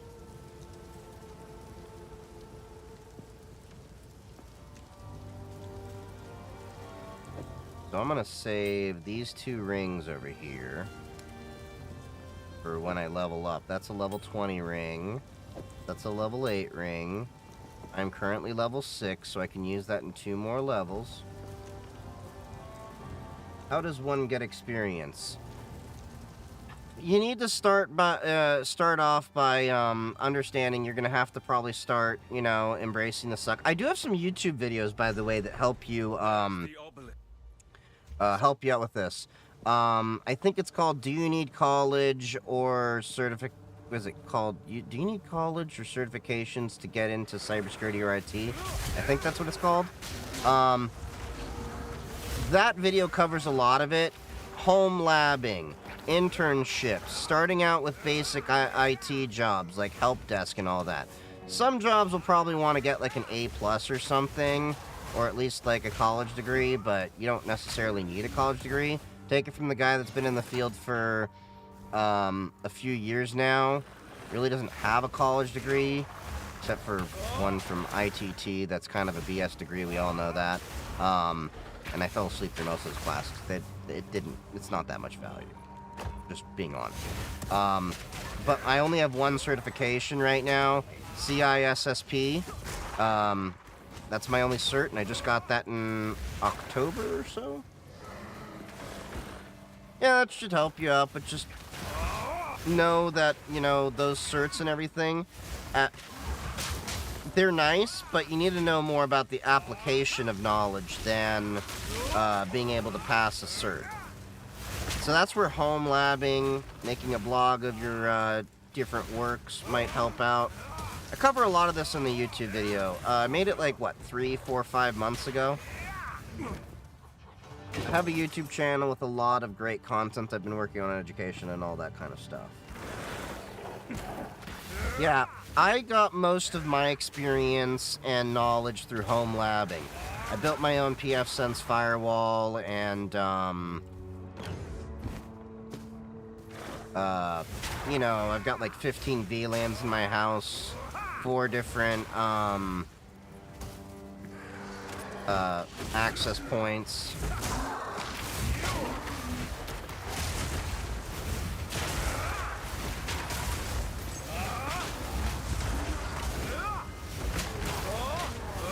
And then, of course, playing with Linux and all that stuff really helped out.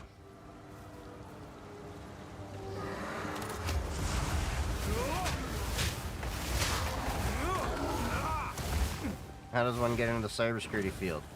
Get basic IT experience and then start applying for cybersecurity jobs. I was an MSP for managed service provider for like 4 or 5 years before I finally made the hop to cybersecurity. The common misconception is that there are entry-level jobs in cybersecurity. Entry-level jobs still require a few years of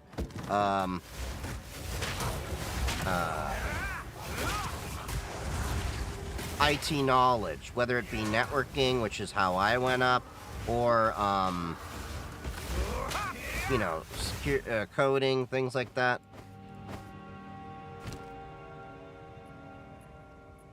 Ew. I got a room socket.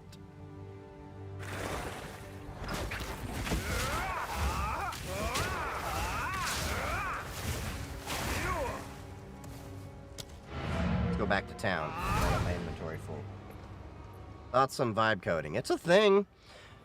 I've done it a little bit, but I mean, you still need to know the concepts of coding to know the code that's being made. Hello.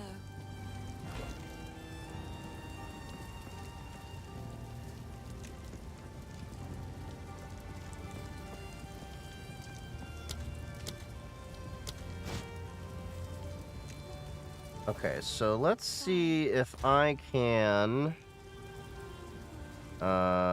boost this up a little bit.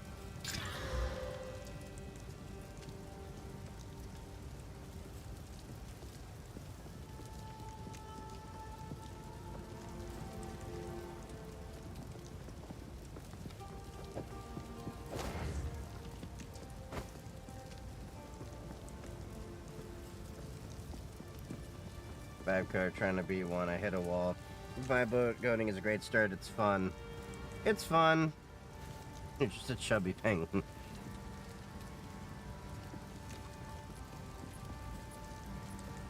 Okay, so we got a socket for a rune. Or a gem. Martial weapon. Adds 1 to 20.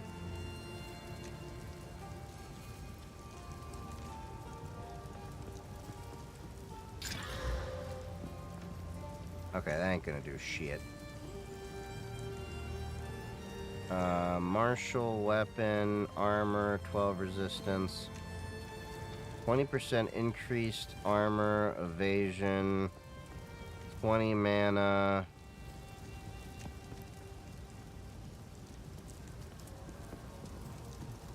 Alright, so...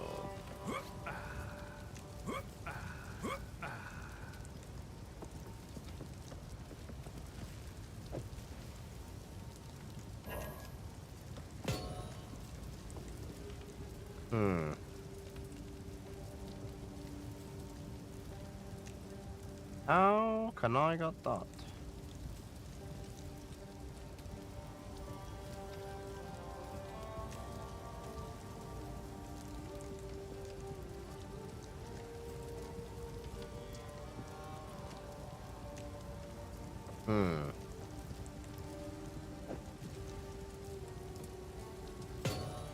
Can I not do that?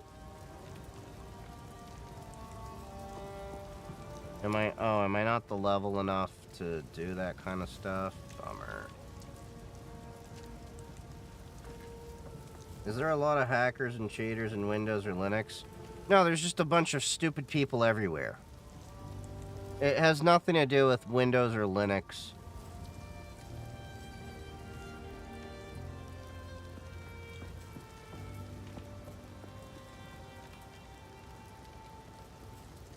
See, now I know you're trolling me. Yes. I've collected these over time. What do you think? What do I want to do? Alright, let's see.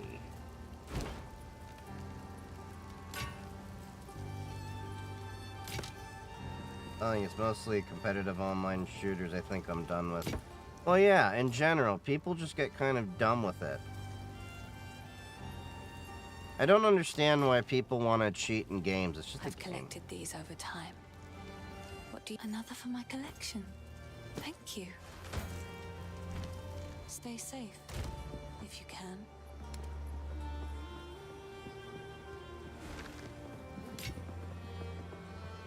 All right.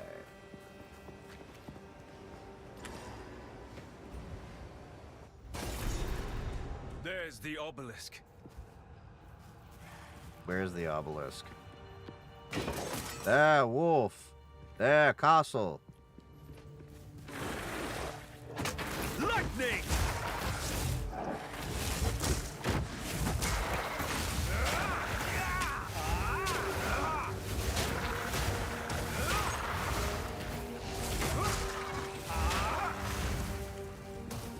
Like, I want to learn how TCP/IP works actually and just not theoretically get yourself 5 Raspberry Pis for dirt cheap. You don't need the fancy stuff to learn anyway.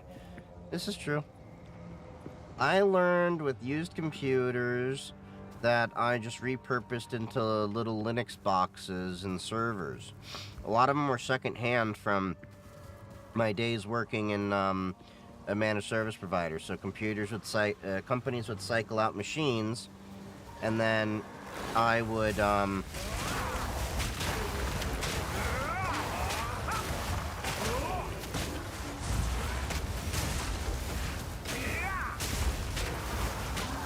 yeah, like my first PFSense firewall was a $30 secondhand computer I had. I threw a $50 network interface card on it, and then installed PFSense, and then boom, started tinkering. Then eventually got a managed switch. And then eventually I got, you know,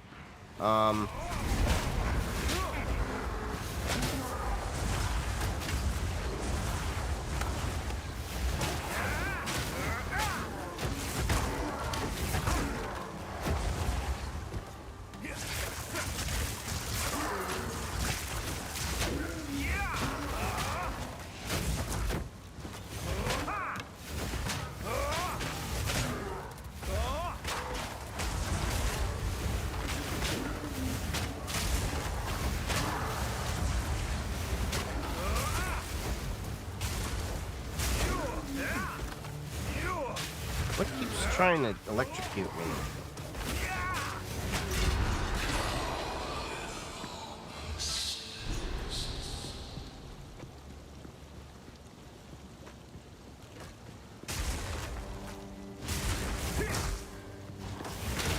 Come on. Susan Crossford might be winning the Wisconsin race. Good. I'm not holding my breath until we see the actual results, but...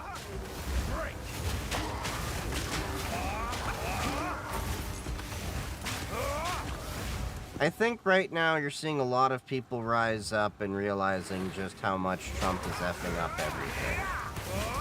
From veterans' benefits to everyday people's jobs, and the tariffs are making everything more expensive, and everyone voted for him based on, well, you know, everything's expensive and we want grocery prices to be cheaper. And he's doing everything but that. You really expected a multi-millionaire, he ain't a proper billionaire, to actually give a crap about you?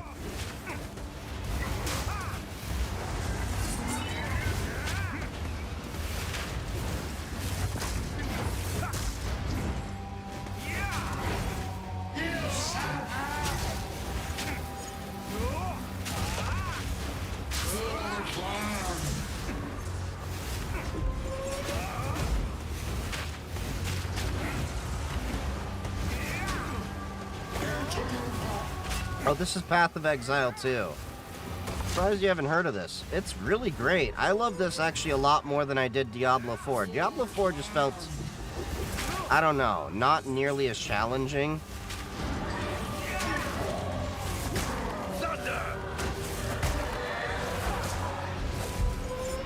I'm playing as a monk this time. I played as a warrior last time, but yeah, I can definitely see what people were saying that, Sleep now and dream no longer. the monk and other classes are a little bit better in this game to play as. Ooh.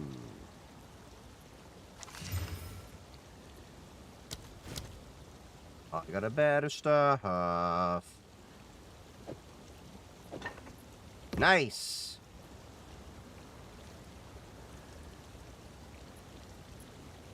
Okay, so fur plate.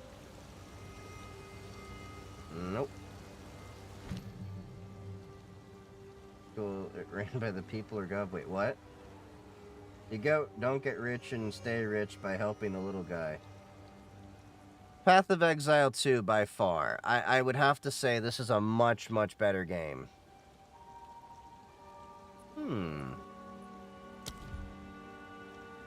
Ember Fusillade.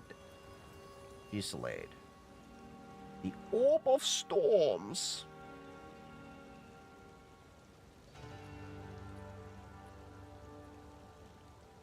Embers deal 5 more damage. Hover can accumulate up to 6 embers.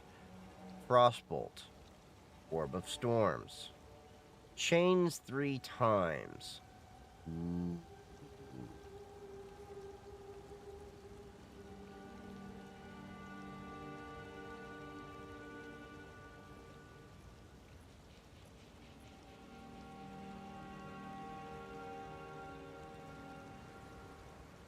Damn.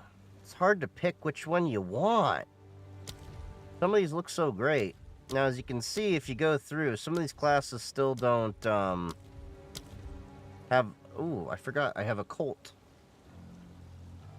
Bone Cage. Deals 9 to 16 chaos damage. Oh yeah, you can you can summon whoever was asking about the necromancer, you can do that, but you need like spirit. I got spirit? Yes I do. I got spirit. How about you?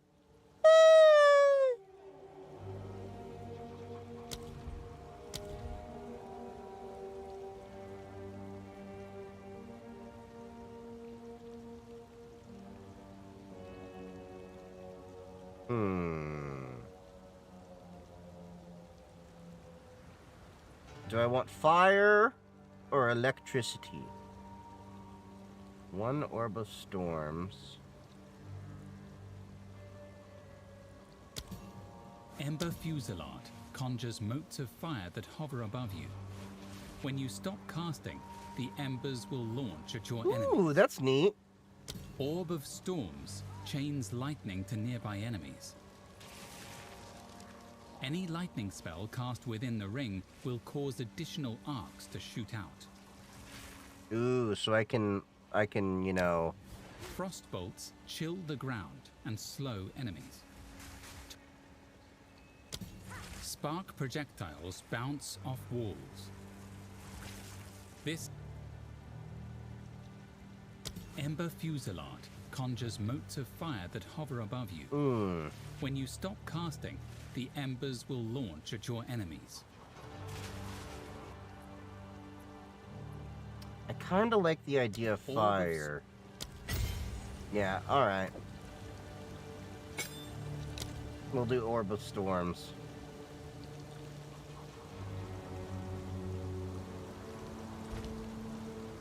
Someone in cybersecurity, what makes you choose Linux over other OS and what version do you use? Well, the fact that I don't have to deal with a lot of Windows stupidity. It's faster, it's more secure. I know that, like, you ever notice how Windows will slow down over time because of all the updates and everything? I carry few possessions. And I like the fact that it's open sourced.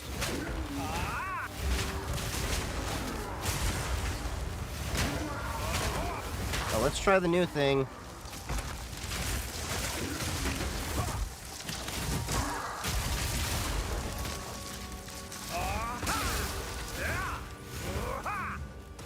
Opinion on Ross Ulbricht. You mean the guy that did Silk Road? So, if we're just talking about the Silk Road aspects, yes, I think he was screwed over for that. The fact that he hired hitmen, not a good look. While I do, think that the whole idea of going after him for Silk Road was dumb, the fact that he hired, like, hitmen and stuff like that, not a good look. I don't think he should have been pardoned. You want to pardon someone? Pardon Edward Snowden. All he did was reveal things that the US government was doing that we should have actually known about. That, newsflash, are illegal.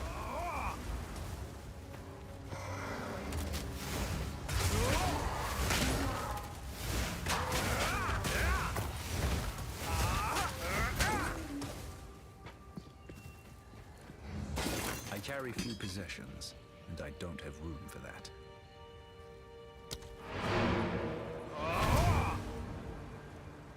Path of Exile 2 runs on Linux. Yeah, I've had it working since day 0 on Linux. And it runs damn well. I haven't had any issues that, Fun of my collection. the only issues I've had with it, Windows users have also complained about. I will treasure it.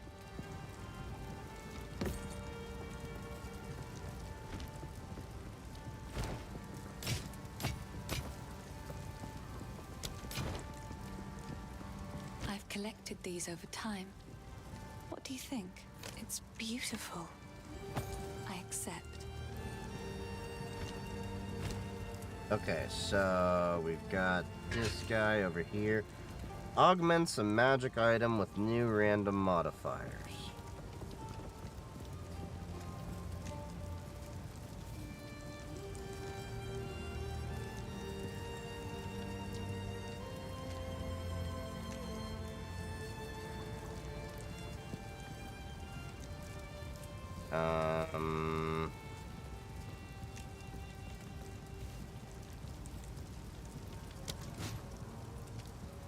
Okay, that's already maxed. 10 armor, 6 maximum energy shield. Nice.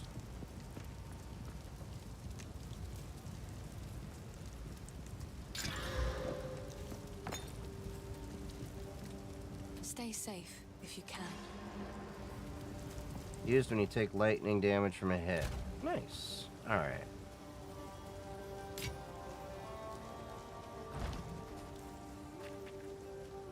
Area spikes, but I would ask what you need these for, but Okay, so travel to Grellwood. To break what binds.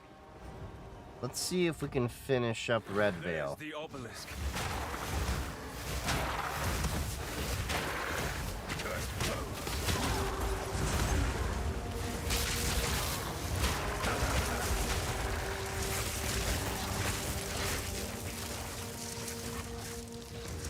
Oh yeah, that's handy. That is definitely handy.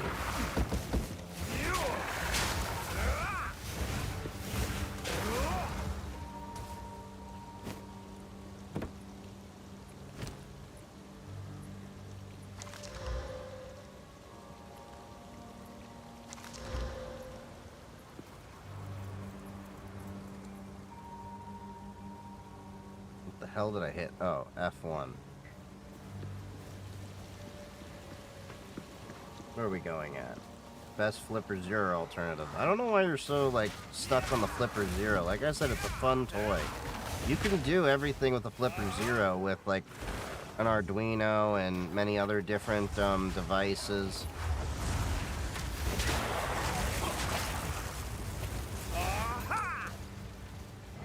There's nothing really all that novel about the Flipper Zero. It's more that it's just compact with a lot of the other tools we've actually been able to access.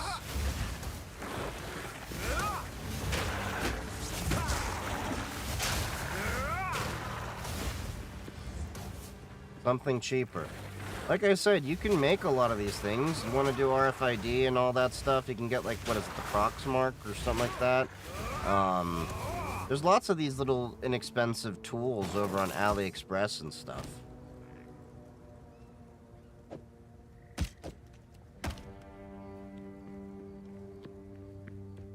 Okay, we're almost done exploring this area.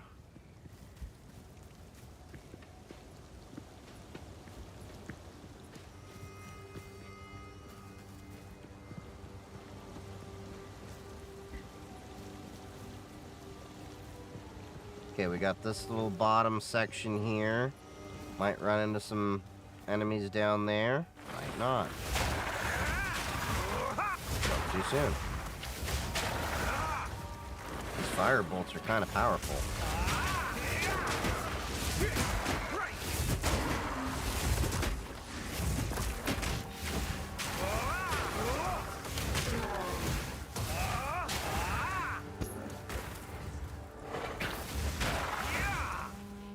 Cool. I think we've got everything here. Why did you specify that you're gaming on Linux? Because people don't believe it.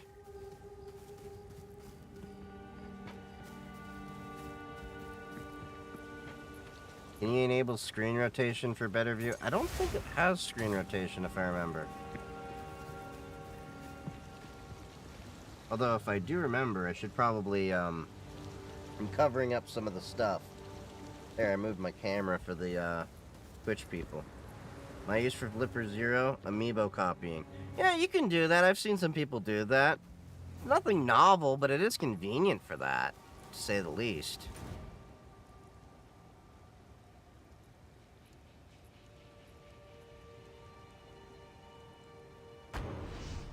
Alright. Let's see if we can at least... What happened here? You have them. Stab them.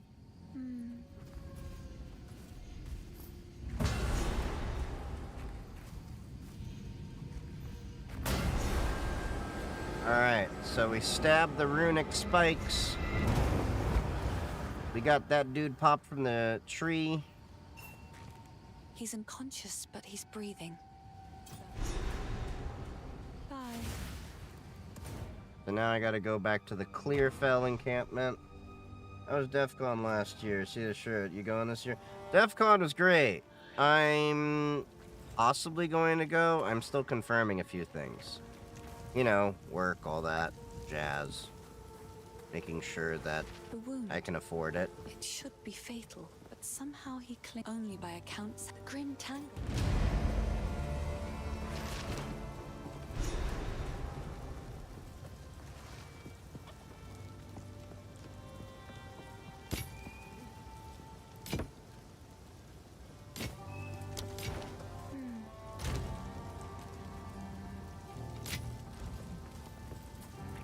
But I really do enjoy DEF CON.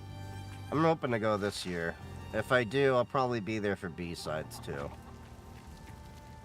This isn't the place. Or the time. Travel to the Grim Tangle. Let's at least see if we can clear out the Grim Tangle before tonight. Oh, I did see that I knew I have another point. Nice. Mystic Stance. 30% faster start of energy restart. Increased threshold of that. Gain 5% damage as extra cold damage. 20% freeze buildup. Taste of blood.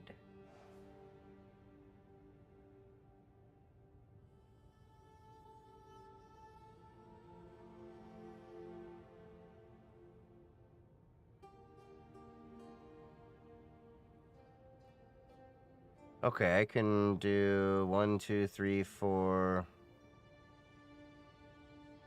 Okay. But I can go this way. Circle back, flow like water. God, there's so many different ways you can go with this. Yes, these are all the skills. And I've only just started out.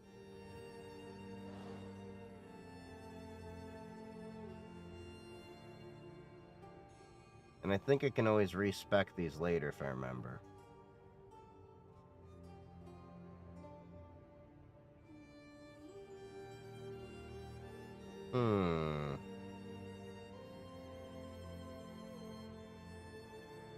If I go this way... That's a freeze buildup. That doesn't matter as much to me. This is nice.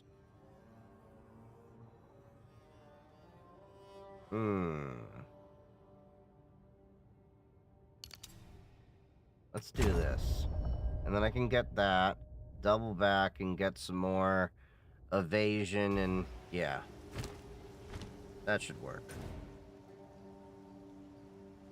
Alright, let's go to the Grim Tangle. Mac or Windows? Linux, buddy.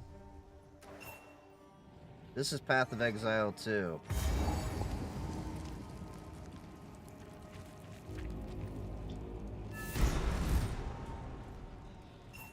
If the Fae spirits are still... This is like way better than Diablo 4. Diablo 4 was kind of like phoning it in. I think Blizzard has really forgotten how to make games because they focus too much on World of Warcraft. On that note, we haven't had another Warcraft game since Warcraft 3, if you don't count World of Warcraft. I liked Warcraft. World of Warcraft was just... Never really got into it.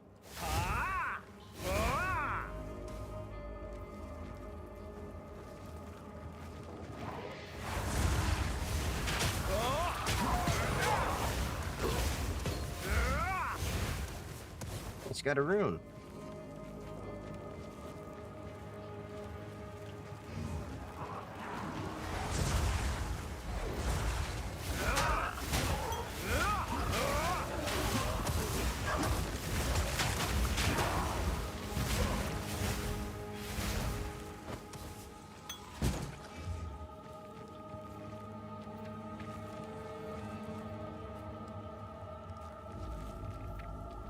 Hey, that looks really great.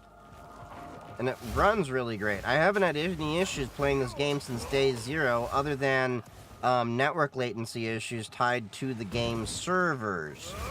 But those were issues, you know, that everyone on Windows was reporting too.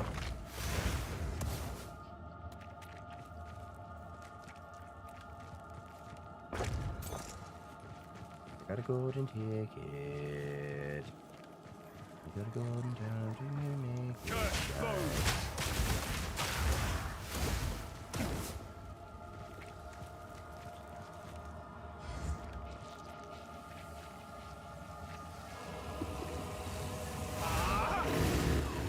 Misery and Ogham never end. Den of the Druid.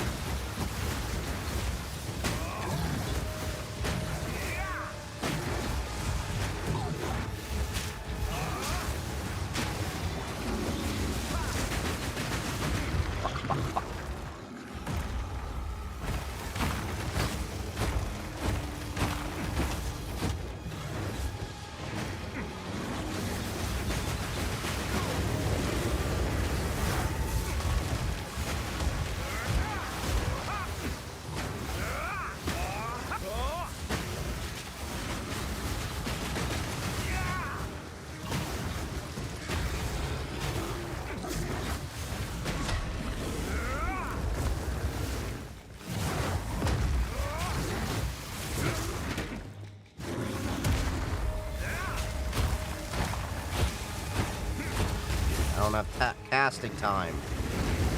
Nope, nope, nope, nope.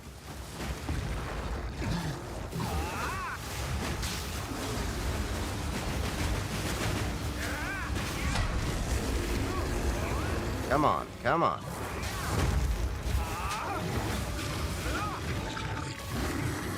Almost got you, almost got you. Yeah. Be gone, foul creature.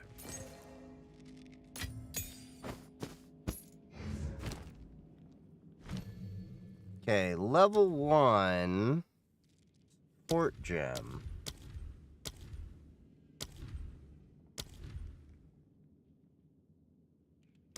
Orb of Storms. Falling Thunder.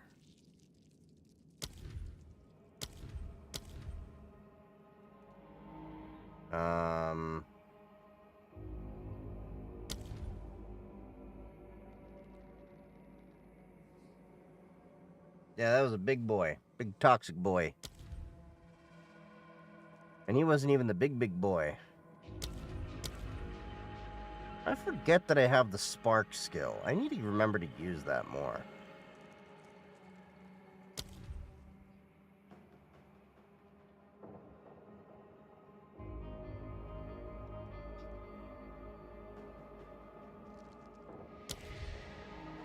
Arcane Tempo.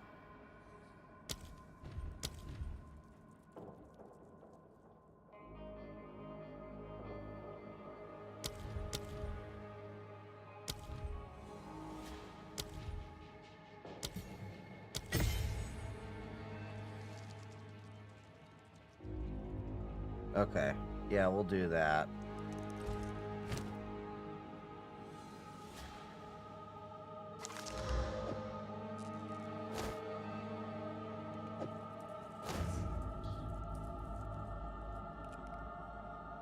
God damn it. I messed that up. I was like, why can't I do that? Let's go back to town for a second. I wonder if I can unsocket that. Intel Arc is coming this morning. How is the Intel Arc? I haven't really messed with that much.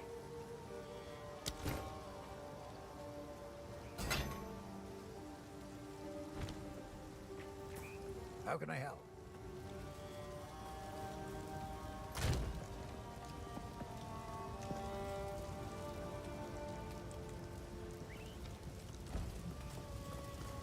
I think I can unsocket that, and I might have just messed up.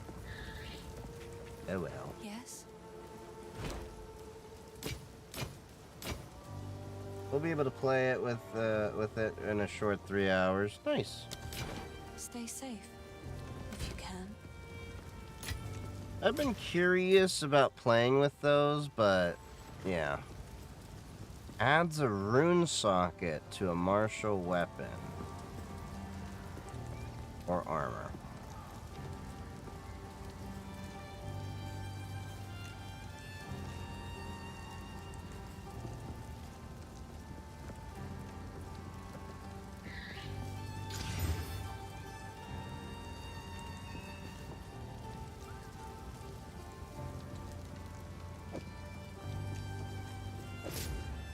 There we go.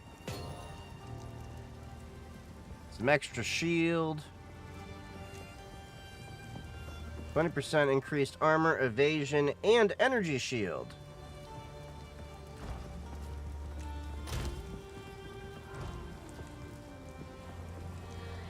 Yes. Finn makes fun of my... I will treasure it.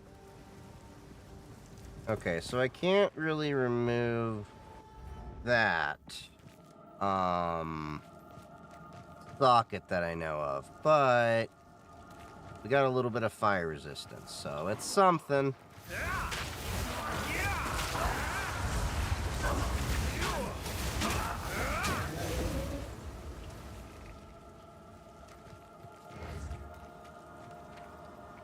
Glowy go explodey.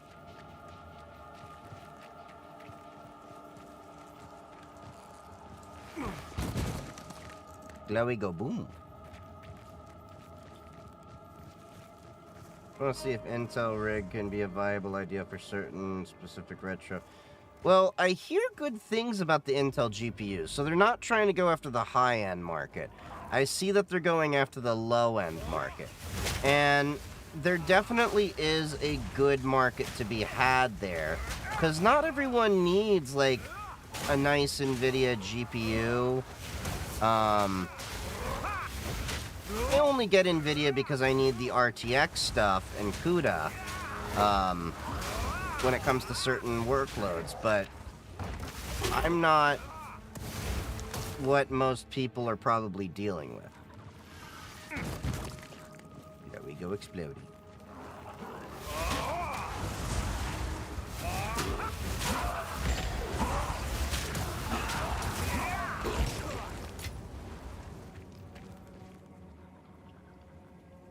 Okay, let's chill for a second to replenish my shield.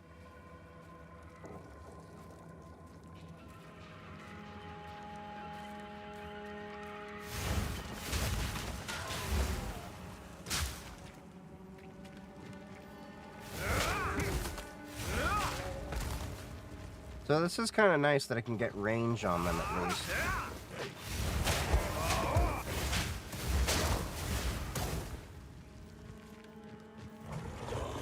Still feels weird doing this when I'm so used to just getting right up in their face and beating their ass. But I want to at least finish the tunnel.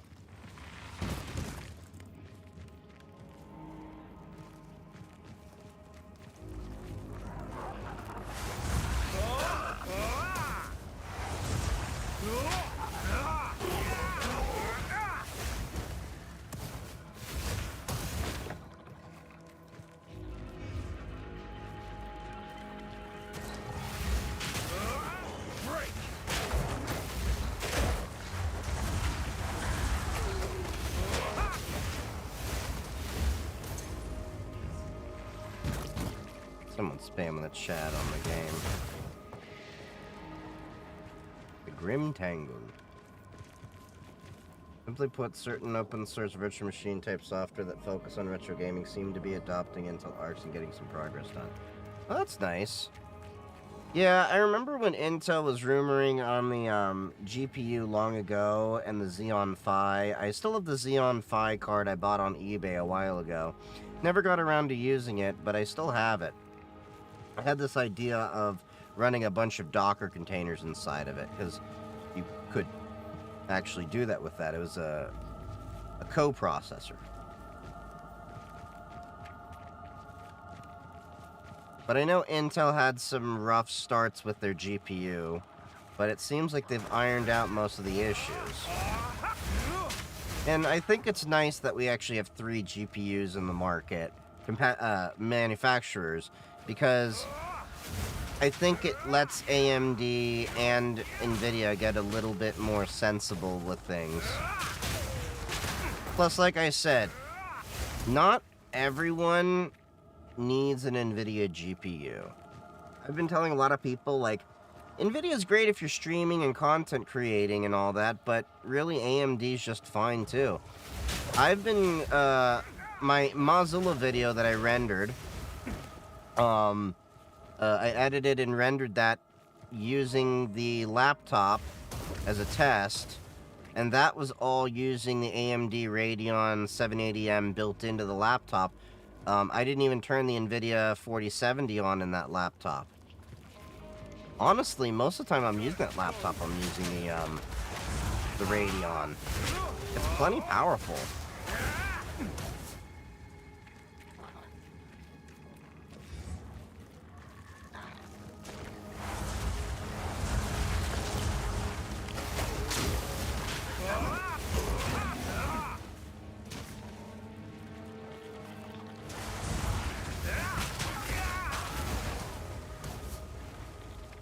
Setting things on fire.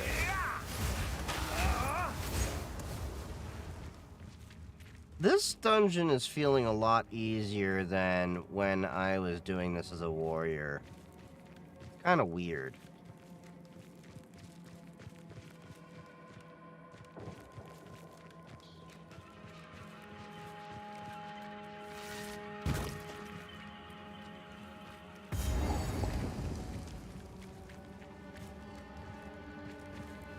Okay, so...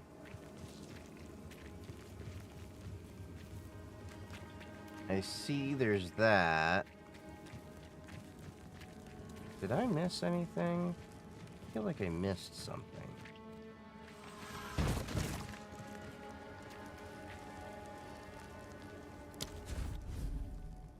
Let's travel this checkpoint over here. Make sure I fully explore the, cave. Okay. No, I think I pretty much explored this all.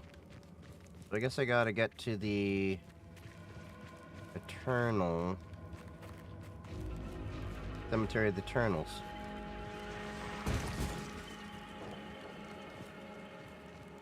Alright, let's see. Last bit. Nope, nope. We got some more chambers up here.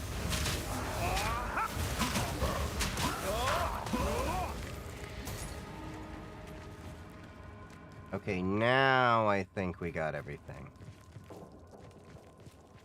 Pretty much, yeah. I was thinking, was there any extra bosses or any of that? No? Okay, we're good. And we're almost at level 8, and then I can travel back to town to use that ring that I saved in my, stash from my, other character. I should really use my other character to farm for this guy. But then again, I'm leveling up pretty fast. And my other guy's like level 20. I think. Quickly! My family is... That bastard tyrant! I sent for... He has the manner of a man lost in his own mind. Okay, so at least I have a waypoint. We'll see how much further I get. Yeah, see, now I'm feeling like I'm remembering some of this stuff because this wasn't... I mean, it was still a little while ago, but... yeah.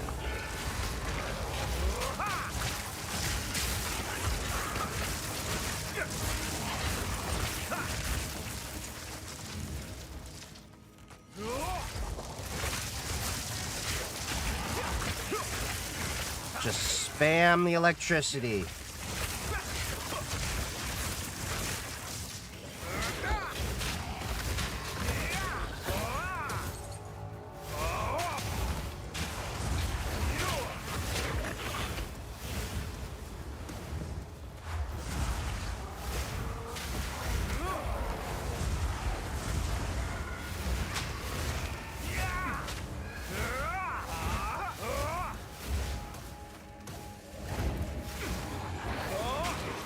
Damn right. And just like that, another skill point. Woohoo!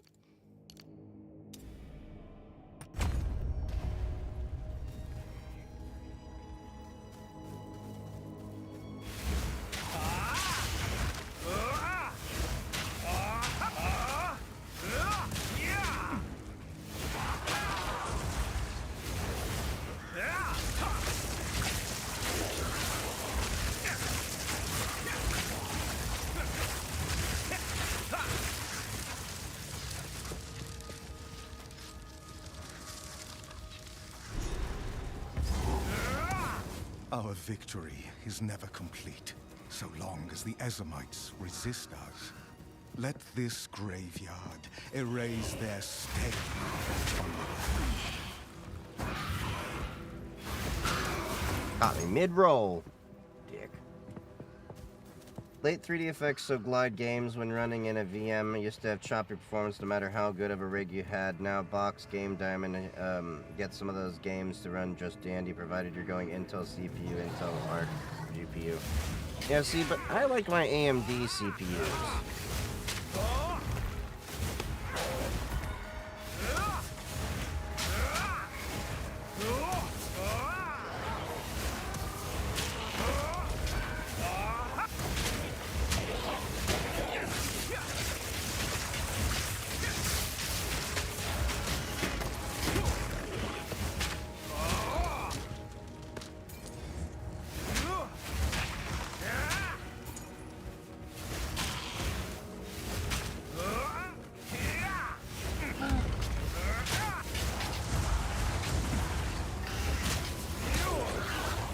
Ah! Well, you're already dead. Die again!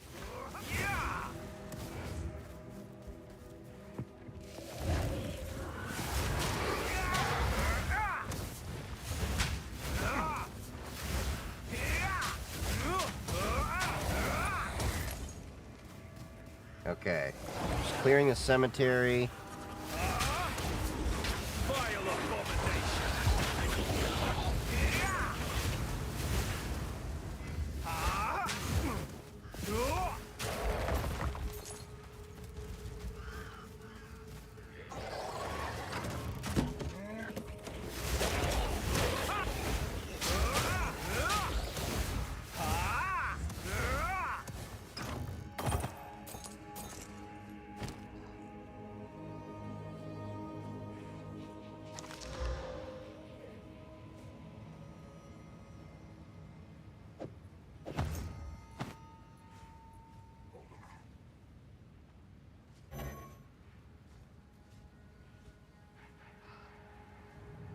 What's a woven focus do?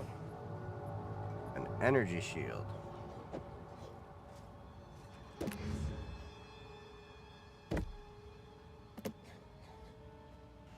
Seven intelligence, 10 cold damage. I don't know how to use that thing. Guess I'm gonna have to learn.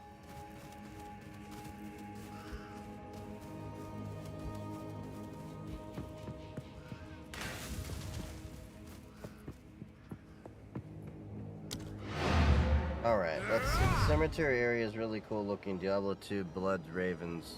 Yeah. They did a really great job with this game. We'll definitely be playing it for a little while. Until I, get that itch to go dooming again. Okay, so... adds 1 to 4 physical damage. Plus 12 to dexterity. And fire resistance.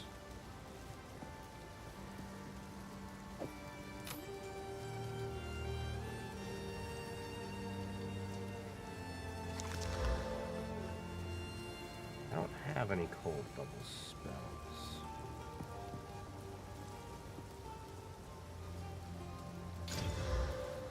Hey, that's gonna give me a lot of regeneration. Nice.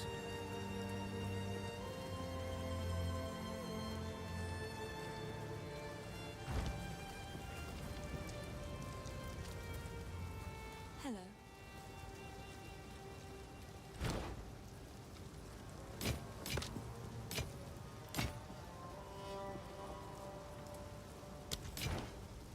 These are just some odd. I will treasure it. Okay, now...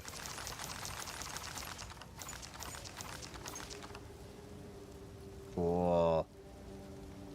Medium life flask.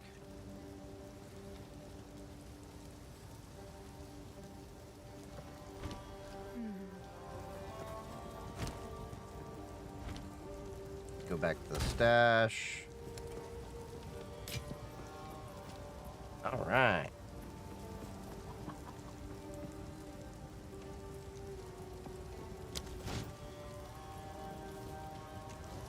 Yeah, we'll definitely have to play more as the monk in the near future. But in the meantime, thank you all for joining me. It's getting late right now. I do have work tomorrow. I mean, this is just a fun little thing I do. So thank you all for joining me. If you haven't already, check the links in bio as well for all of my socials. If you're ever on the TikTok side, if you're on Twitch and YouTube, the link should be able to drop right over there. And of course, make sure to join me on the Discord and Matrix as well that we have. The Discord is geared towards anyone who does, tech, cybersecurity, Linux, whatever, gaming, newbie to expert. We welcome everybody. But I'm on TikTok, I'm on Blue Sky, I'm on YouTube, I'm on Mastodon, and of course I'm on Twitch and all the other platforms as well. Like I said, the links have all the answers to everything, where I'm at and all that. But I thank you all for joining me. Stick around for the raid if you're over on Twitch. Otherwise, happy hacking, stay safe, and I love y'all. See you later.